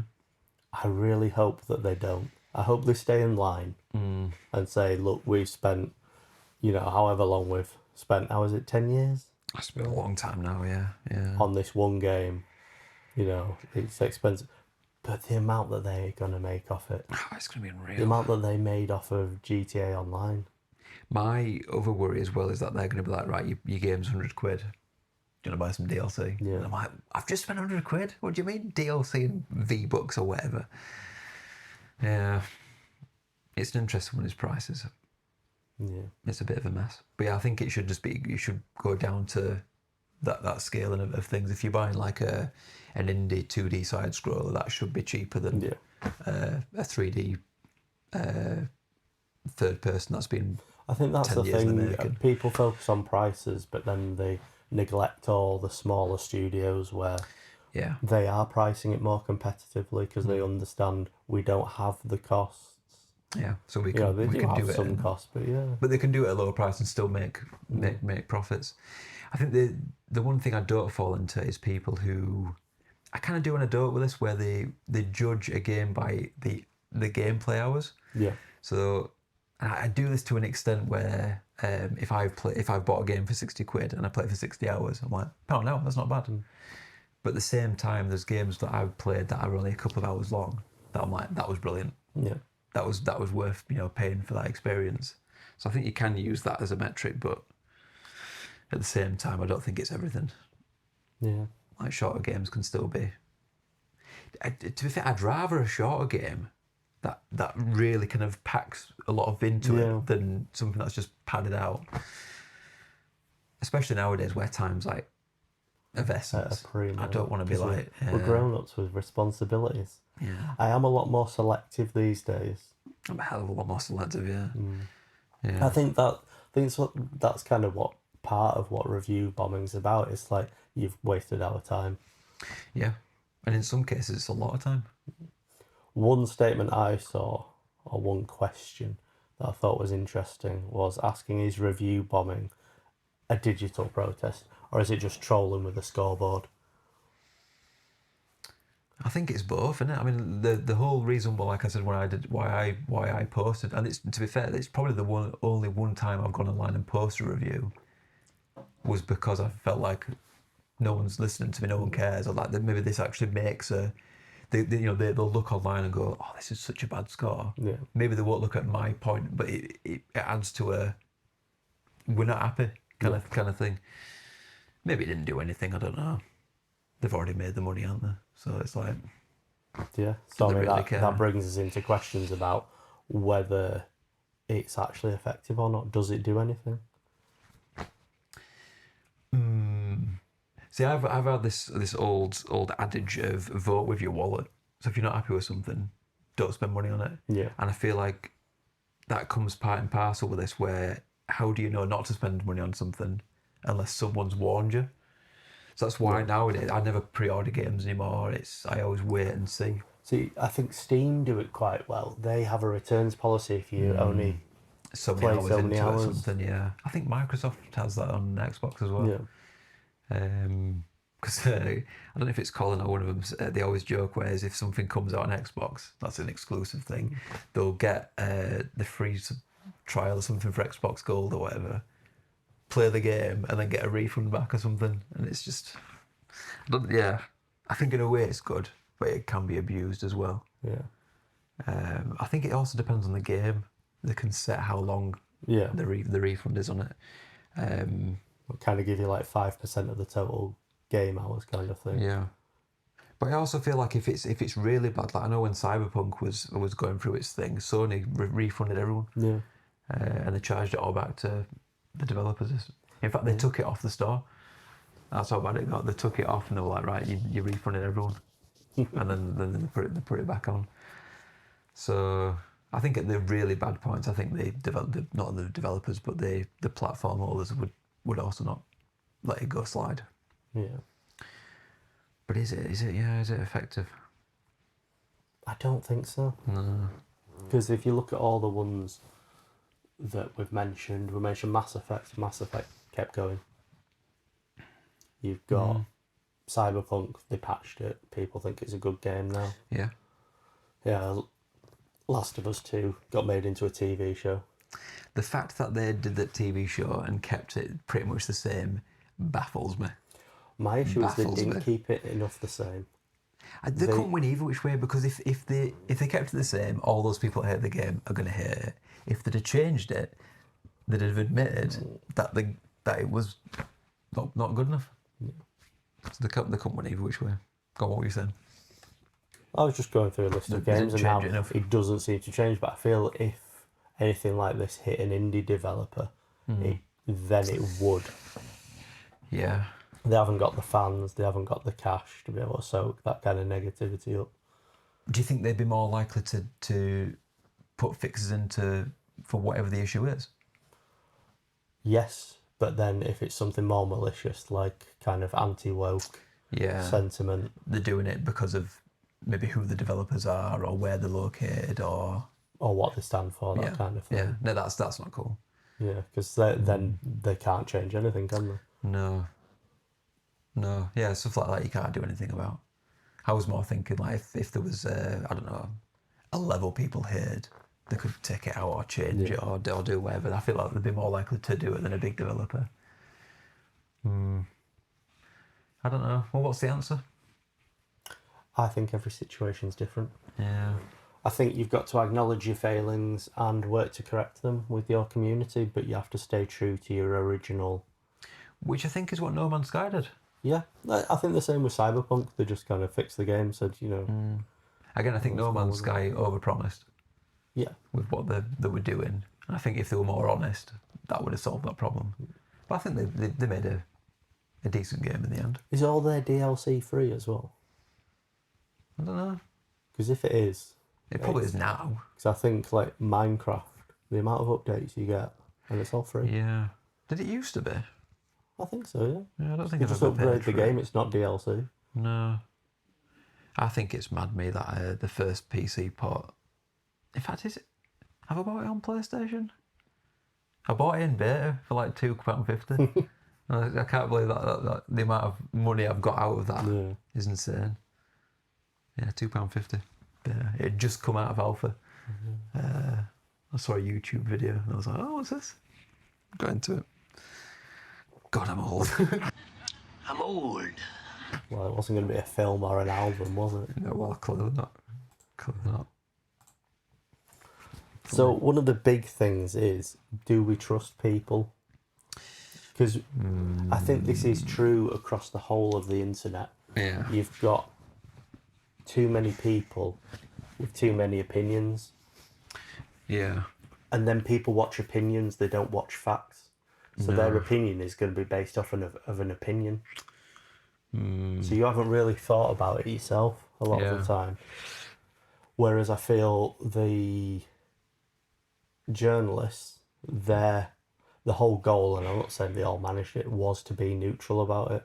To give you both sides of the story. I think that's how you have to be, really. That's the whole point of the job, isn't it? But you never find it. No, it's rare.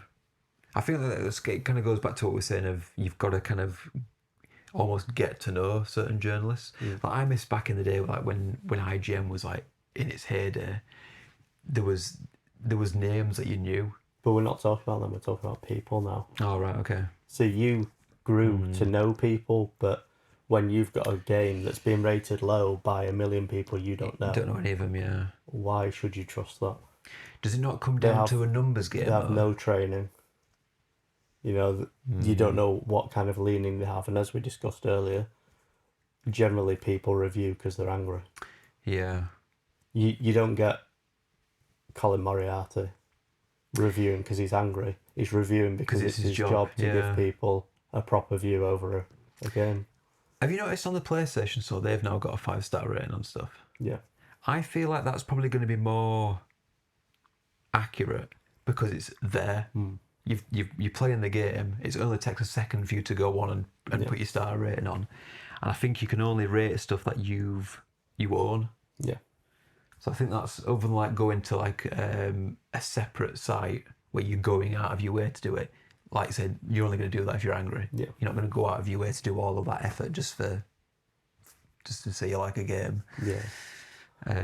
But then you've also got, like, as I mentioned, like the anti-woke kind of things. There's groups like that who would review bomb a game even if they have no interest in playing a game. They're just following the crowd and doing what their group this says. is our beliefs. This game goes against it, and it's not based on any merit of the game. No. Which again, I think it's a case of like the PlayStation does. It should be. I don't know how you do it on third party sites, but you should prove that you've played a decent extent of the game before you can put your opinion on it. You certainly should be reviewing a game that you've never played. No, that's insane. Like I mean, there's games that are on this list that I've looked at and I've seen I've watched people's reviews of them. I'd never then go on and be like, oh yeah. I'm like, because I've seen a review. Like, unless you've sat down and played the game, I don't think you've got a voice in it at all. I think it's too easy for people to proliferate their opinions very quickly. Yeah. And for people to just accept it. Yeah. Because it's on generally on a small screen in the hand. No, I agree. Yeah. Like I said, I don't know if there is anything in place for those third-party sites for validating it. I know on one of them they set time limits for when you can start to post them now. Yeah. So when a game comes out, it's like a week or whatever before you can, because you shouldn't be able to review a game after an hour of it coming out. It's just insane. Unless maybe obviously this is the other thing with journalists. Sometimes they'll get things pre-release. So they've got time to get it out for launch and things. But well, if we move on to the next segment, we look at platform responsibility. Yeah. Like, should they be filtering? For looking for like fake reviews. I don't know if Steam does this actually. Do you know what I think might work? Kind of like an Uber. An Uber kind of system where you're rating the driver, but the driver rates you. Yeah. So you put a review up, and then if you review the review, and then if you say, if you're there going, no, it's a 5-star review, but I suppose then you can just review bomb that review, can't you? And that's true. Up or down it. But I was thinking kind of like it could give that review a multiplier, like less or more, so that it carries. I was thinking maybe if you've done 20 reviews and they're all 1 stars, that's just insane. But then, like you say, you could just go on and do a load of 5 stars just to balance it out. So it's a real tricky thing. Again, I think like Colin said, have your trophies on. Yeah. Things like that. It's, you know, if you've done a 1-star review for a game and you've got 1 trophy and it's from level 1, it's like, how have you based it on 10 minutes of play? Maybe you have to play so many hours before you can do your review. I think you could maybe get AI to review them, and it would be able to flag any potential issues and give you. And I mean, I don't like this, but you know, like you get trigger warnings on things. It'd be like, this review seems to have an anti-woke sentiment. This review seems to criticise an old version of the game that's since been updated and issues fixed. Yeah, I think you're getting into the whole thing that Facebook's got, where they had the, what were they called? Moderators? Yeah, but they had a name for it. Fact checker. Fact checker. That's what it was. But it's like, who's the fact checker? Who's checking the if fact it's checker? AI, fair enough. But then it's getting someone who's a fact checker who also isn't biased. Yeah, is the thing. I do feel like sometimes I like it on X. Sometimes when you go on and you see a post and there'll be a thing underneath that says this has been checked and it's incorrect, or maybe it's not incorrect, but here's a post which explains it more thoroughly, kind of thing. So maybe some kind of like underscore message underneath. Yeah, you've got the issue of you can't really censor people. No, you don't want to be censoring people, no. But I think what you have to do is you have to take responsibility yourself and find your place that you agree with, that on average, you know, you've come out and thought, I think similar. Not the same, just similar. Yeah. I think it's rare that you get someone that you agree with 100% on everything. I don't think I've ever seen that. There's always things people say where I'm like, well, I don't agree with that, but you're entitled to your own opinion, kind of thing. Find some trusted sources, you know, make sure you've got several so that you can cross-reference them, you know, fact-check them between each I've even other. had some cases where I've had a game that was recommended by Colin that I didn't like. But you didn't see me then going, oh, yes, it is. It's like, well, everyone's got their own, you know, their own things. There's probably games I absolutely love that he was like, that he would say, this is shy, what are you talking about? So you're always going to get that. But I think, as an overall kind of thing, I think that would work. But yeah, it's tricky, isn't it? Yeah. It's like before we started talking about politics, I'm like, don't even start with that stuff. Like, it's just an impossible task, isn't it? Yeah, at least this is enjoyable. Entertainment. Are you not entertained? Are you not entertained? I mean, one thing we haven't talked about is do developers react constructively? Generally. I mean, in the cases that we've mentioned, they have. They've gone in and they've fixed things and done things. Again, I think it depends on what the problem is. If it's that the game isn't running properly, that's something they can do. That's something they can fix. Whereas, I mean, if I was to say going back to Last of Us, change the story, you can't do that because all the mocap's been filmed, all the scripts have been written. You can't really. The only one thing that I've said that they could have done to make it a smidge better is how the timeline works for it. Yeah. If they'd just done it in maybe in chronological order, which, if I'm honest, they've put that in.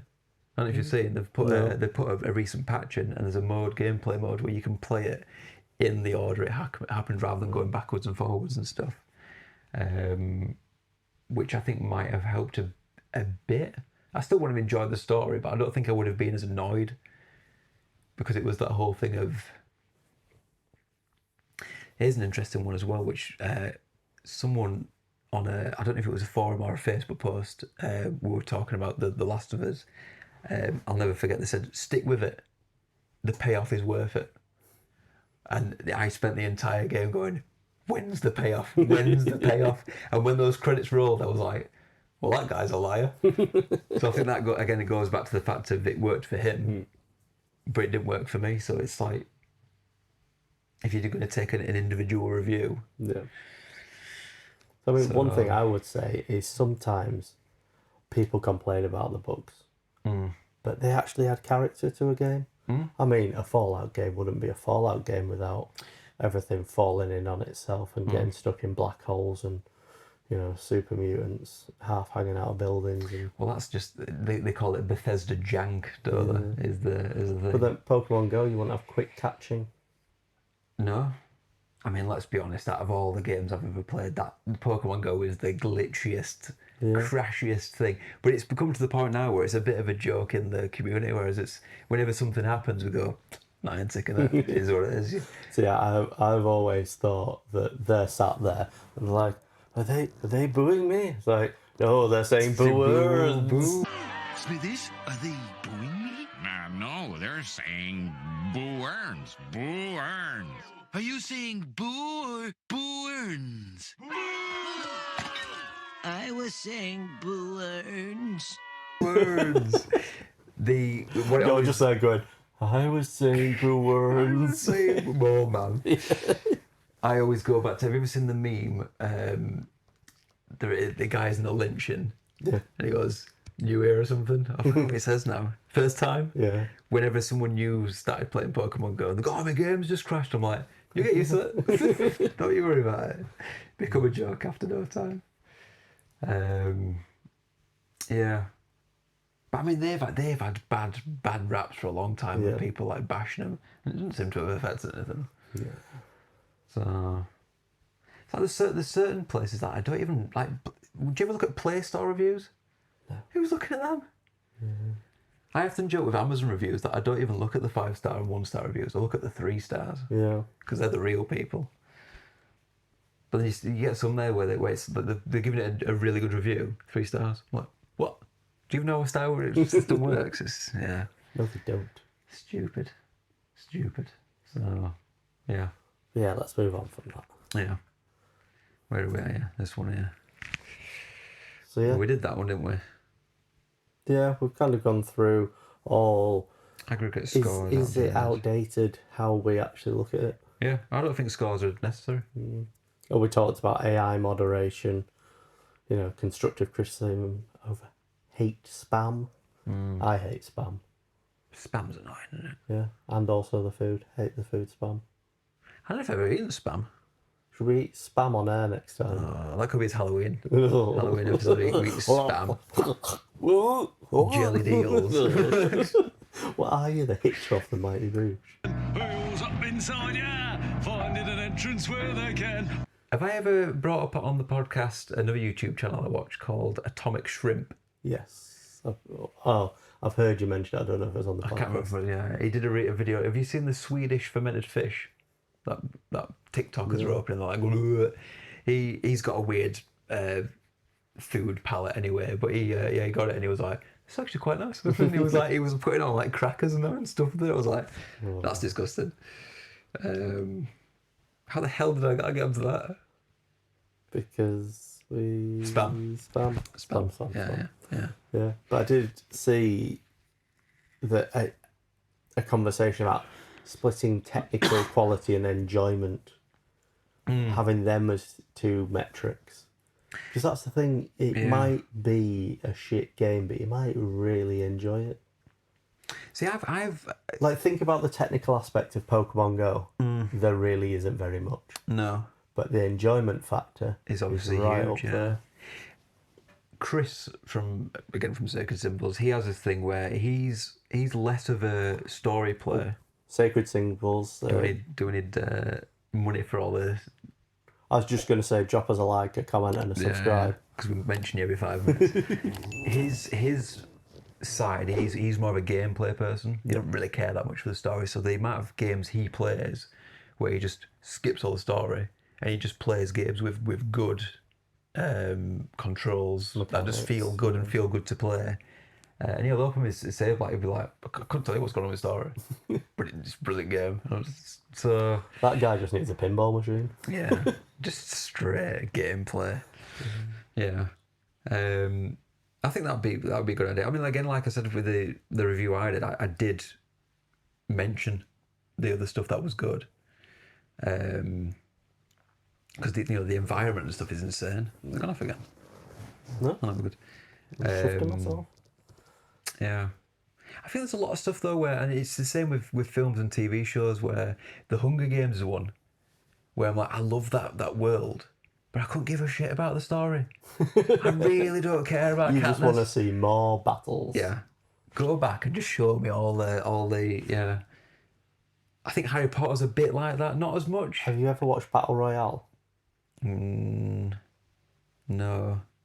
It's Japanese. Same as Hunger Games, really. Except it's just a class of school children, but... Maybe I have. On an island, murdering each other, yeah. Sounds good. I can't remember the story. Like Harry Potter was the same. That's why I feel like I liked Hogwarts Legacy. Because I'm like, thank God Harry's not here. Sick of seeing this kid. Also, if you like people murdering each other, The Condemned with Stone Cold Steve Austin. Put a load of convicts on an island to murder each other. There was an old PS3 game called Condemned and it was naff. Did you review it? Did you review bomb it? I didn't review bomb it, no. I didn't actually own it. It was my mate who owned it, and it was just a bit of a that early PS3, just naff. Just they were still trying to work out what the console was doing and stuff. So, should we move on and summarise? We can summarise if you want. Yeah. Closing thoughts, Joe. Yeah. So I came up with this phrase: has the internet given gamers more power, or just more pitchforks? Pitchforks. You don't see pitchforks nowadays, do you? No. Where are the pitchforks? Shout out to pitchforks. People aren't making hay themselves, are they? I think that's what they use them for. No. But yeah. So if any of you have got any views on what we've said, we'd love to hear it. Join the Discord. Comment in the Burly Bantz box down below. Get in the box. Yeah.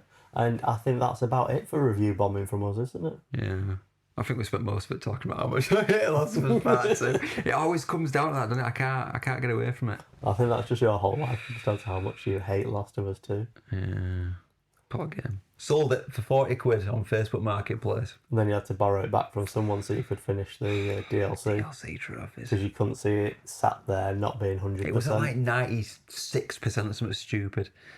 It annoyed me even more. So anyway, that's where we'll leave this episode before Adam talks about Last of Us 2 again. For another hour. The theme music composed by me. Special thanks to no one, because there was the sponsorship. Oh, the sponsor. On plates. Yeah. Plates. Plate smashing company. What was it called? High Post. High Post. And they did online website browsing. Website hosting. Yeah. Roasting. Roasting. I was trying to get a bit on it, but broasting. And boasting. Boasting. Yeah. Bro boasting. Oh, yeah.